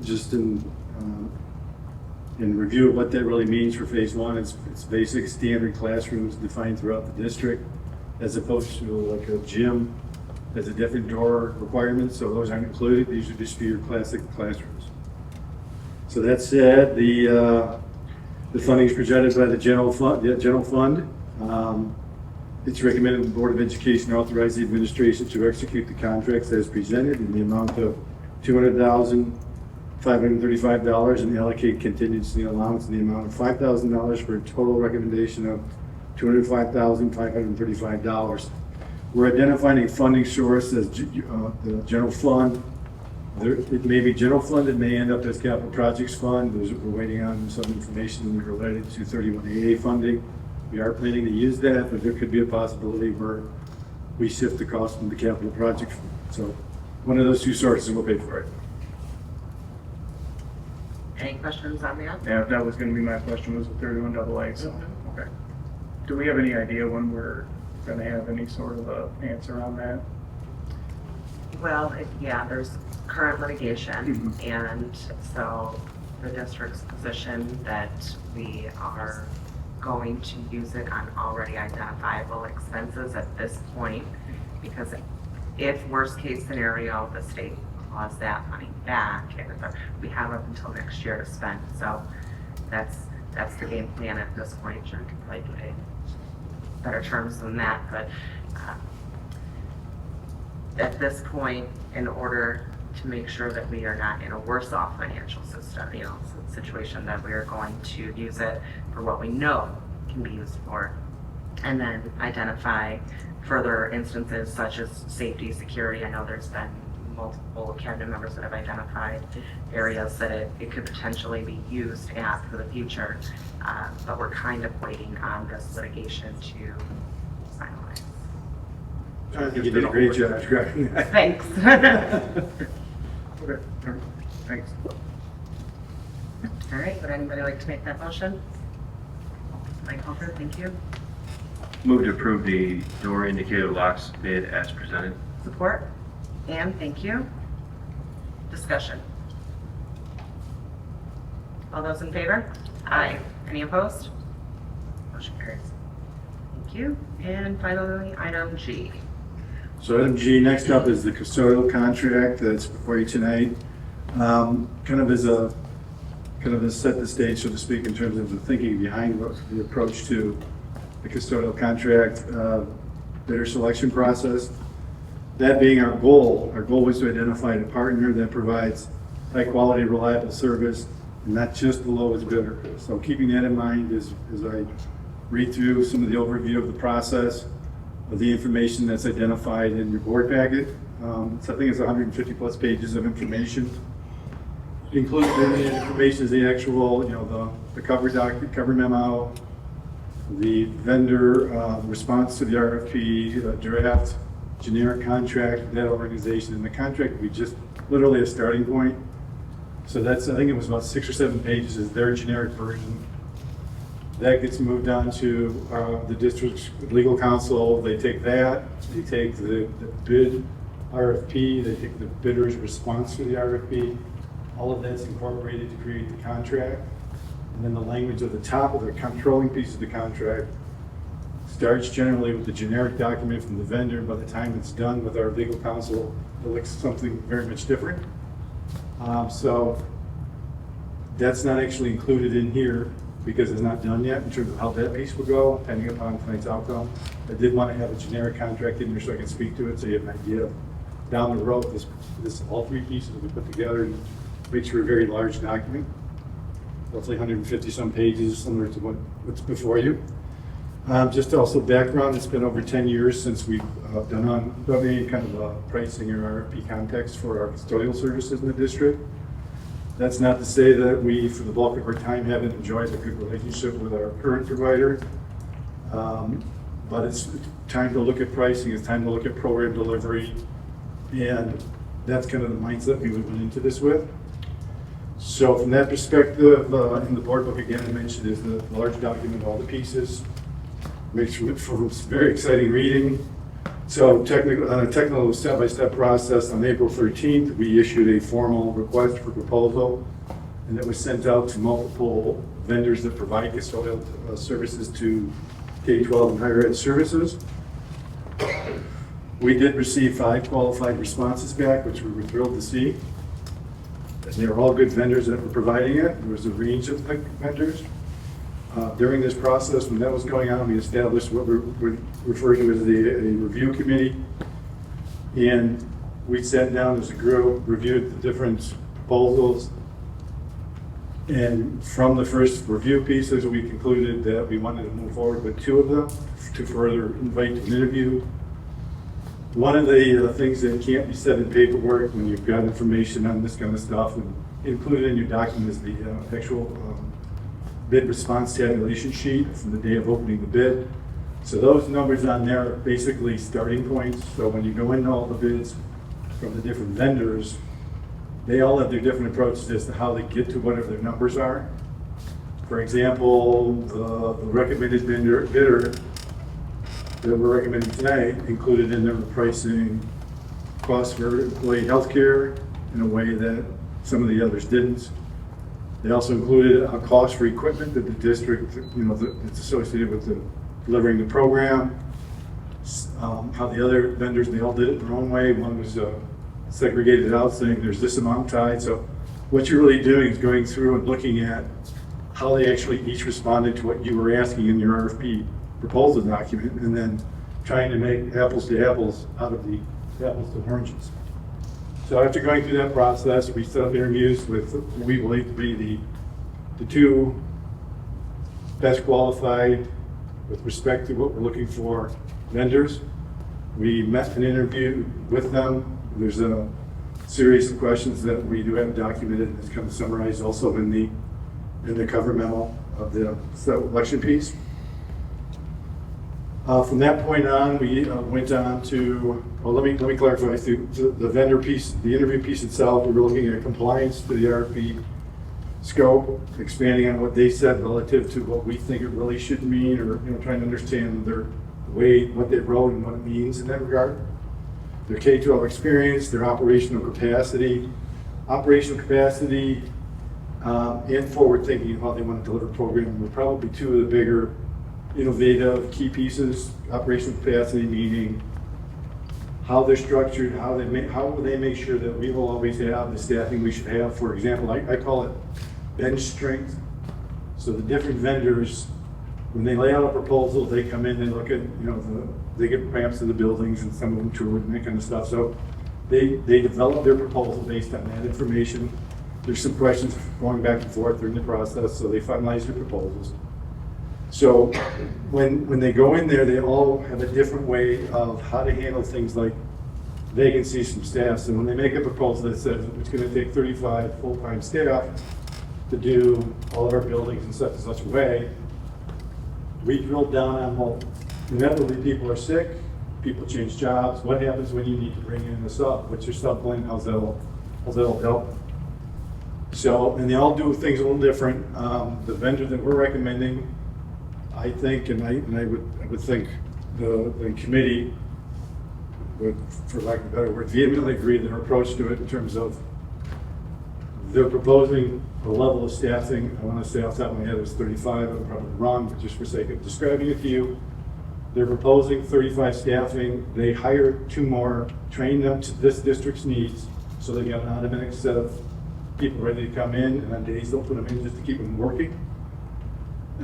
So we're always at staff. So then there's also another set of county, in Oakland County, they keep another set staff of corporate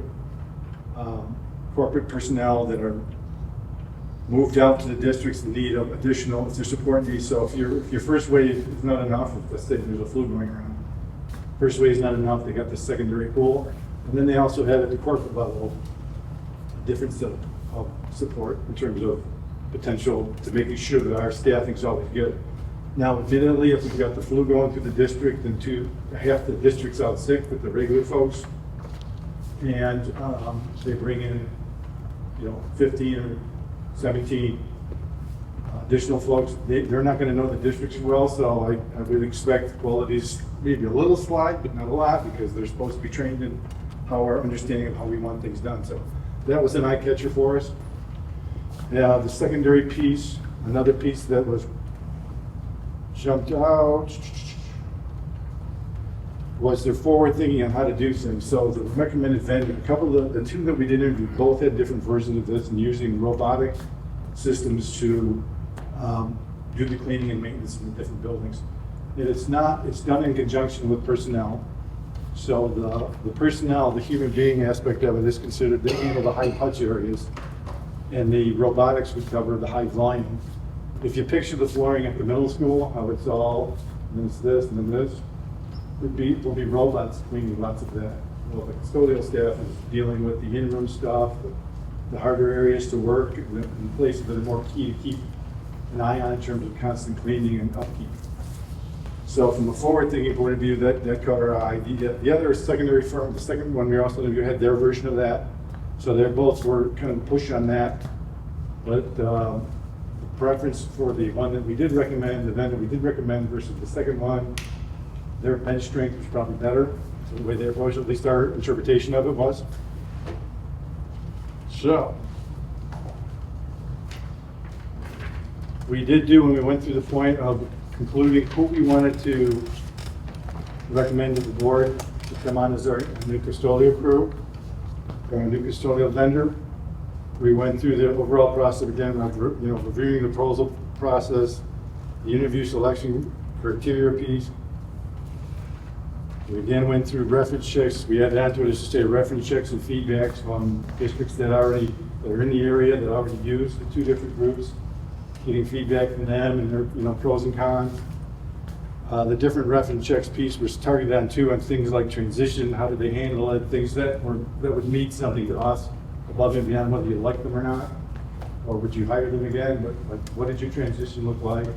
So we had something in our heads to compare to what the different two firms would approach this district at. I do want to emphasize again, it wasn't all about the lowest cost, though cost was important. So the two bidders we selected to further interview and our incumbent vendor, the difference between those three bid proposals was about $100,000 after you adjust the original or the opening bid proposal and you make the apples and oranges adjustment, as they call it. So they were all in the same band.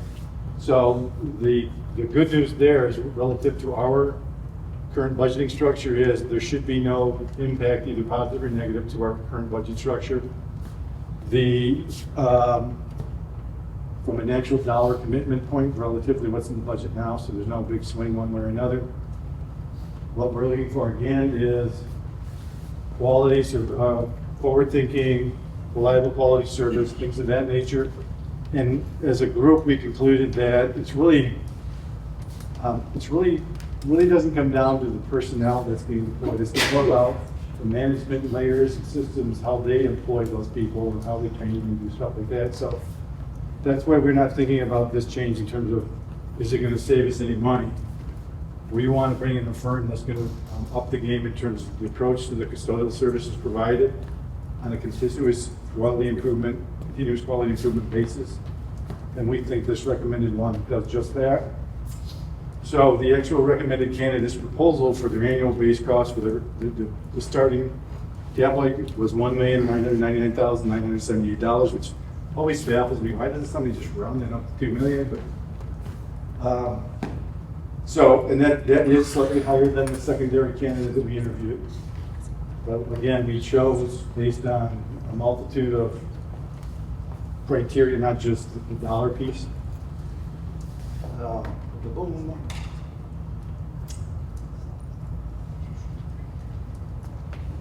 So the bottom line, when we concluded in terms of who we wanted to go with, the committee concluded that the added value in staffing, programming, and management support justifies our recommendation in terms of who we want to bring on board.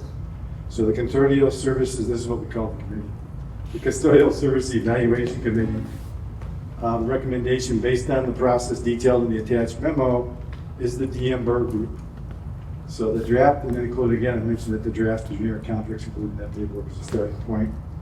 So DM Berg does have several districts in Oakland County, hence their ability to create a solid bench that's easily accessible for their customers in the area. They are headquartered in Flint, so it's not you're not going across the country either. The other competitor, the other one we interviewed, they're a good company, but they're national, so that's more of it's a whole different kind of thinking in terms of regional approach to from the management side of it.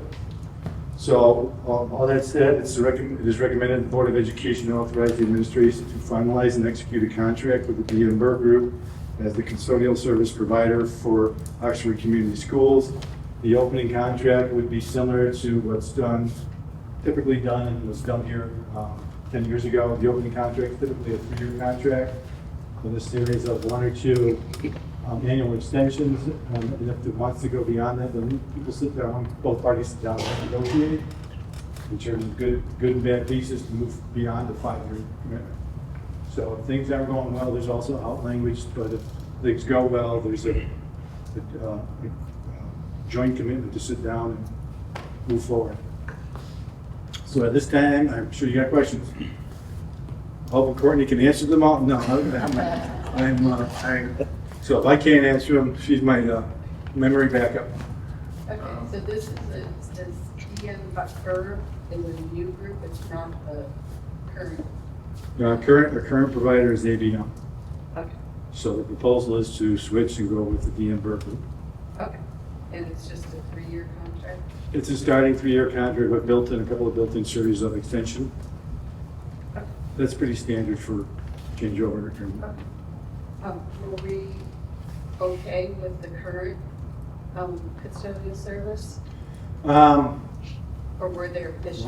We had issues. I do believe our issues really centered more around on management structure and upper management and the way they approach some items. I'm always of the mindset, 9 out of 10 times it's not the actual person that's working, whatever the role is, it's usually, yeah, if you do something different, you get a completely different performance on somebody. Okay. And they will be, one of the reasons we're asking for also an approval in the same meeting is that the information's out. We've been getting a lot of client feedback from some of the existing custodial staff. They're worried about things, and so it's more of once something is certain, we can move forward. Because I do know if you approve DM Berg, they're already planning a tentative open house for those current people who are interested in talking to the new vendor if they want to change and things like that. Okay, thank you. I appreciate that. Yeah, I was gonna say, I appreciate the transition mapping out in this handout. I was looking at it the other day, and kind of it gives you a timeline of their transition. They understand that is obviously they need to come in, they need to take over the buildings, they need to take over that and integrate it into the schools. And I just looking at it, to your point, it looks like, I mean, they'll be even running like ads in the local paper, obviously, and setting up interviews and such like that. It sounds like, I don't know if it specifically said open house here, but I mean, it's. Yeah, we've already talked about that. Yeah.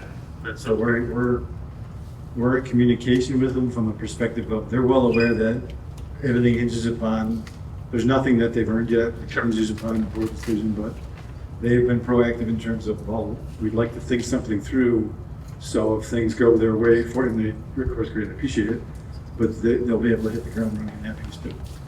Yeah, so I appreciate that. Jake?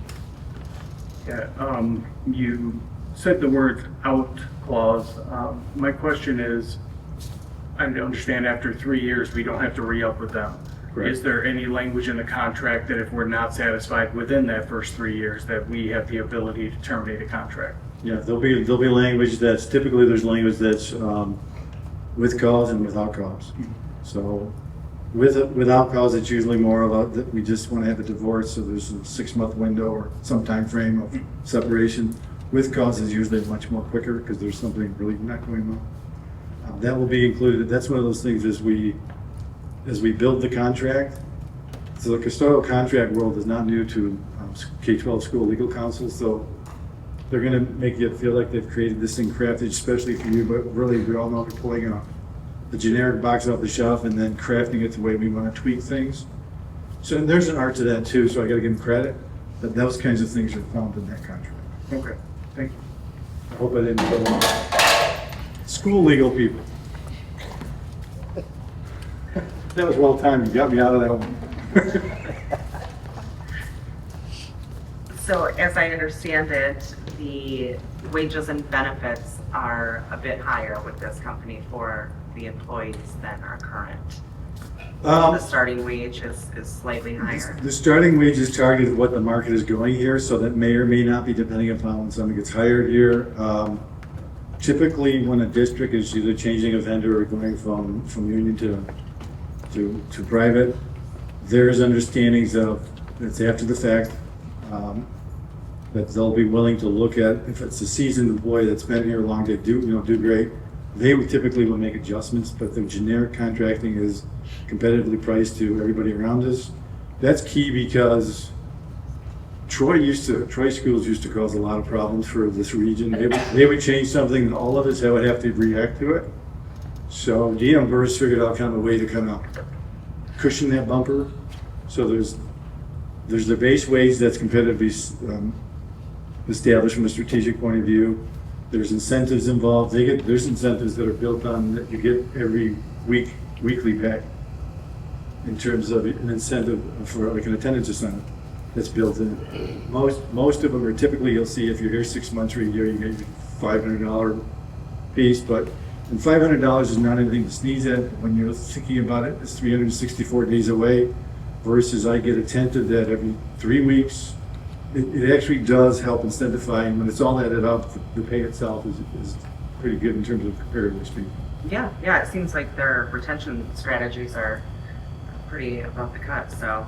Yeah, and we would work with them too, from the perspective of, in my mind, I've always thought of these things as, I'd rather have a lower FTE count, so if they come in and say you need 35, I would rather figure out how to do it with 33 and pay everybody more, but they are a vendor, so I can't tell them to do that. But there are ways to, lead them take the horse and take it to the water and let them, and they've been around the block, so they figure that stuff out. Yeah. And this was a concern because we do have excellent custodial staff currently that our students really love and adore, and there are definitely some in the district that we do not want to lose. And so I just Totally wanted understand. to That's when there will be an emphasis on retaining those excellent custodial staff members with this new group. Right. From a perspective, they're the actual hiring employer, but we have an influence on them in that route in a strong manner. So, and they're that's just smart business for them too. So that's why they want to do the open houses. They want to communicate with us, how to get in contact with us and how they get through to talk to somebody. Because typically when there's a vendor changeover, a bulk of the existing staff ends up with the new people. Now over time that changes because everybody they do recruit from each other and that kind of stuff. So that does change over time. But they're well aware of it. Right.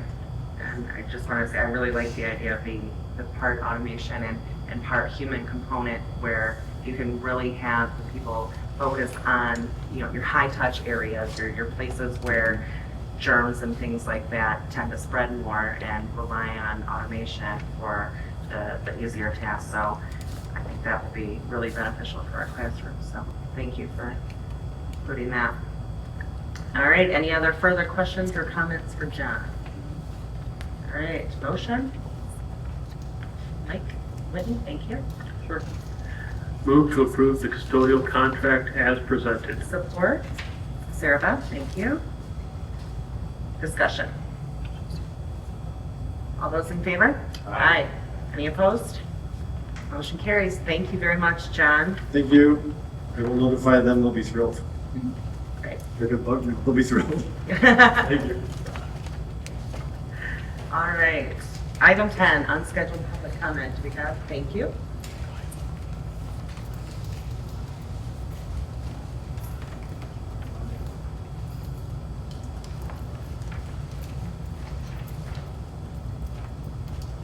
Anna Summers.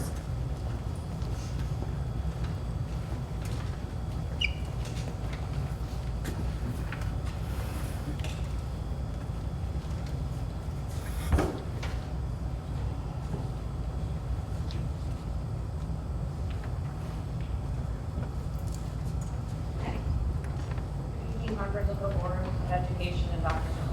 My name is Anna Summers, and I'm here tonight as a parent advocating for my two sons and students with disabilities in Oxford Community Schools. I want to begin by saying that this is not easy for me. I am not here because I wanted a conflict with the district. I am here because after repeated attempts to work collaboratively and internally with administration and staff, we continue to experience serious failures in the district's implementation of Section 504 protections in students. Both of my sons have documented disabilities, including ADHD, anxiety, executive functioning deficits, and learning challenges that impact reading, writing, concentration, processing, and access to the curriculum. These are not temporary struggles or isolated concerns. They are recognized disabilities that substantially impact their ability to access education without accommodations and support. The district's own evaluations, outside psychoeducational reports, and 504 plans all acknowledge these needs. Yet despite this, our family has repeatedly experienced procedural failures, delays, a lack of communication, inconsistent implementation of accommodations, and unilateral decisions that directly impact our children's ability to succeed in school. For one of my sons, the district conducted a 504 eligibility determination before completing the agreed upon evaluation process and without proper parent participation. We later learned that the eligibility paperwork had been completed outside of the meeting itself. After concerns were raised, the executive director of special populations acknowledged that mistake had occurred in the process. For my other son, our family attended his annual 504 review meeting in December of 2025. We participated in good faith, believing that the district would finalize and implement the agreed upon accommodations in a timely manner. Instead, the updated plan was not finalized until February of 2026, nearly 2 months later. Then in March of 2026, the district completed a redetermination process without even holding a formal meeting with parents or student. We were not invited to participate in a meaningful discussion. Instead, paperwork was simply sent afterward for signatures. This directly contradicts the district's own Section 504 protocols of practice, which emphasize team decision-making, parent participation, procedural safeguards, and meaningful collaboration. Most concerning, however, was the district's unilateral decision, April 15th of 2026, to remove access to Grammarly from student devices. One of our sons has used it for 6 years, and the other's 504 plan expressly lists Grammarly as an accommodation. It has been an essential support for their documented writing deficits. This is not a convenience tool for them. It is an accommodation that helps them organize thoughts, revise written work, reduce errors, and access classroom expectations in a way comparable to their non-disabled peers. Yet the district blocked Grammarly on all student computers without notifying parents, convening 504 or IEP meetings, or offering any other alternative support, such as co-writer or read and write. Imagine being a student with a documented writing disability walking into school one morning and discovering that one of the primary supports you rely on to complete assignments and communicate effectively has simply disappeared. That is what happened to our sons. My husband and I have also attempted to address these concerns directly with district leadership, including a meeting with the Assistant Superintendent of Teaching and Learning in the fall of 2025. Where after reviewing the information, she commented, and I quote, "I cannot defend sloppy work, and there is no excuse for it." Unfortunately, rather than feeling heard or supported, we were shown significant disrespect during that meeting, and nothing changed regarding training, processes, or policies surrounding 504 protocols. Even more concerning, following that meeting, the district removed the Oxford Community Schools section 504 Protocols of Practice from the district website. Those protocols contain important information for families regarding procedural safeguards, evaluations, eligibility, parent rights, and accommodations. Removing those documents has resulted in less transparency, less guidance, and less support for parents who either have children with 504 plans or are attempting to understand how to request evaluations and services for their students. At a time when families are asking for clarity and accountability, the district's response was to remove access to information. As a parent, my frustration is not simply about one application or one delayed document. Our frustration is with a much larger pattern, a pattern of the district's failure to follow its own policies, a pattern of procedural safeguards existing on paper, but not consistently being honored in practice, a pattern where families are expected to advocate consistently just to ensure basic accommodations, as outlined in the Section 504 of the Rehabilitation Act, Title II of the American Disabilities Act.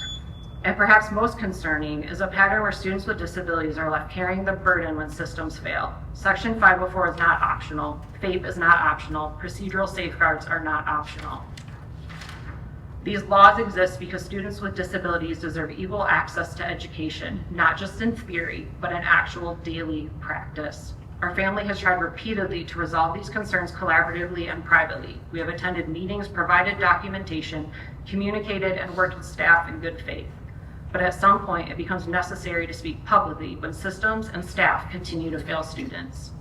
I am asking the superintendent tonight to take a serious look at the district's Section 504 practices, procedures, and their implementation.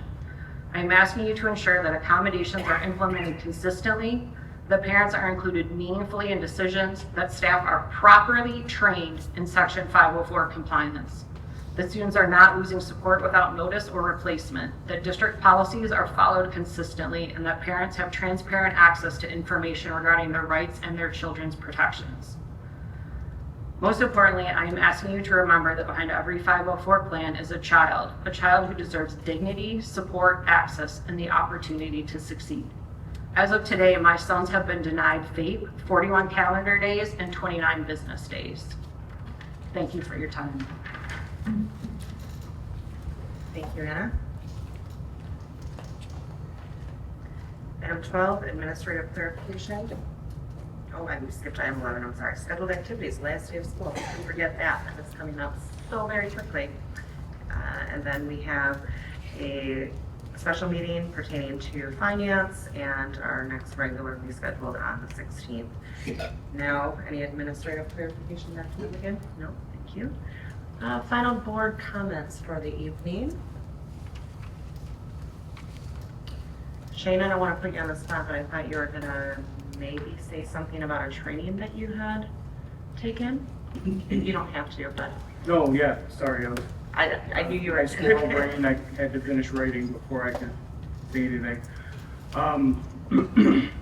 Earlier this month, I went to the MASB Spring Conference and took a trip out to Lansing for the 2-day event in an effort to get my finance certification by taking the finance courses out there. It was eye-opening to say the least. I'm still trying to get some of this organized and figured out. For those that don't know, there is so much in school finance that, I mean, John, I don't know how you do it.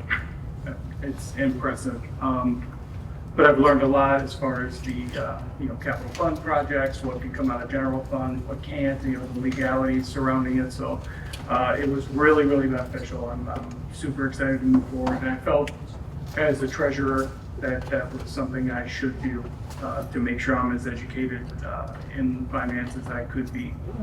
I did opt to drive both days because I did not want the district to incur the cost of a hotel or anything like that. So I made the purposeful decision to drive out there.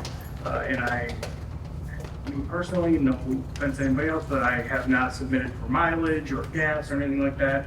I feel like my furthered education on this topic is my responsibility to take care of. So I appreciated the opportunity. Justin was instrumental in helping me get that scheduled, and I appreciated that. And we were even able to get a couple of those classes paid for by the MASB. So that was really, I was happy with that. So just wanted to make mention that I was able to go. And John, I will have many, many, many questions for you moving forward. So thank you. Thanks for the update on your Shane. Anyone else this evening? I just have a couple things. as Tanya mentioned in her Monday memo, we attended the behind the scenes in Lansing through MASB last week. So I just want to recognize the incredible work happening every day across Oxford Community Schools regarding our student safety and support.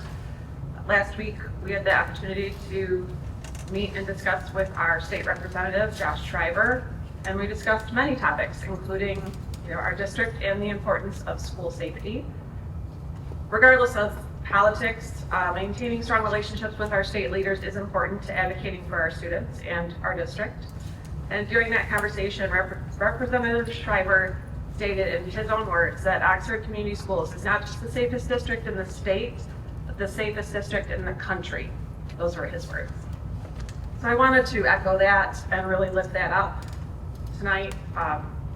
Given our community's experiences, those words carry significant meaning and weight, and that safety is not just something we take for granted. It is work that is never finished, as everyone here has experienced. So I especially want to recognize Dr. Allison Williman, along with our administrators, counselors, our first responders, our teachers, our support staff, and our more than 800 Oxford Community Schools employees who work every day to help our students feel safe, supported, and ready to learn. And I just wanted to make a note that families have choices about where to send their students. And so many continue choosing Oxford because they trust our people, our systems, and the care that has been built here through this work. So thank you to everyone across this district who continues making safety, well-being of our students a priority every single day. And it's just one of the many pieces that they do every single day. So thank you very much. Also, I wanted to congratulate the Avondale School District on their overwhelming passage of both their operating millage renewal and their building and sinking fund proposal earlier this month. I don't know if you noticed in the Oakland Press, they had a great article explaining the overwhelming passage for that was earlier, the first Tuesday of May this month. Their community made a clear and powerful statement about the value they place on public education and the importance of investing in their students, staff, and schools for the long term. The Avondale community approved a 20-year renewal of their operating millage, as well as a $1 million building and sinking fund proposal to support the maintenance and improvement of their facilities. So I just wanted to lift that up. That's really exciting for them. It's one of our neighboring communities as we are working on passing our own millage coming up in August. So yeah, if there's any questions about that, but the Oakland Press has fantastic review of that information. So congratulations to them and their students and community. Thanks. Sorry, real quick, I was remiss not to mention the taking part in the graduation ceremonies that you had talked about during your update. Was amazing watching these students from all the different schools within this district, and the CARES ceremony was fantastic. I couldn't believe how many people were there. They had to bring out extra tables because we couldn't seat them all. It was impressive to say the least. And I guess give a heads up and a warning, Ms. Murphy, I'll be here tomorrow for a field day, so looking forward to it. Good. Okay, yep, I just want to echo that the graduations this year were extra special, and thank you to everyone that was involved in the planning organization. It was not an easy undertaking, and there has been months and months and hours of planning that have gone into every one of those. So you all know who you are, and we appreciate all of your hard work and dedication to make every one of those amazing and special for all of our graduates this year. So thank you all for that. Now, we do have 2 closed session issues this evening. So if we could get a motion. Thanks. Michael Drift. Move to meet in closed session pursuant to the Open Meetings Act, Section 8(1)(b), to consider the dismissal, suspension, or disciplining of a student in the public body as part of the school district, intermediate school district, or institution of higher education that the student is attending, and if the student or the student's parent or guardian requests a closed hearing. Support. Shane, thank you. Any discussion? James, if you would roll call? Yeah, roll call, vote, I need yes or no when I call your name, please. Aldred? Yes. Camjorny? Yes. Whitney? Yes. Gibson? Yes. Summers? Yes. Atchison? Yes. McDonald? Yes.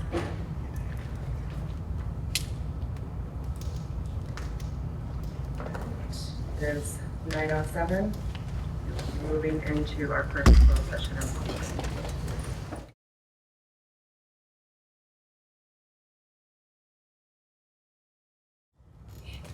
It is 9:49. We are back in session.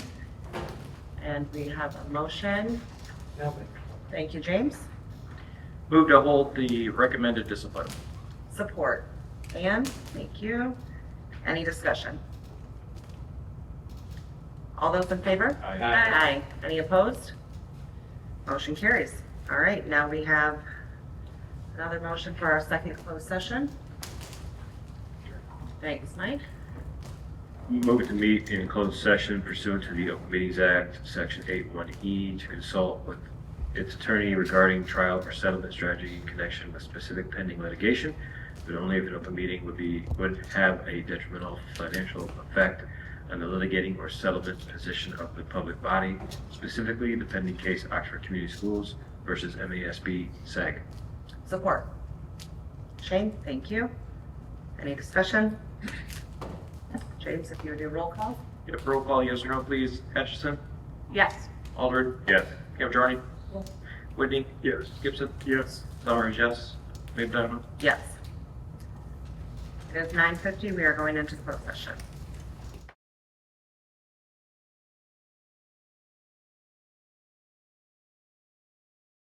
It is 10:24. We are back from closed session.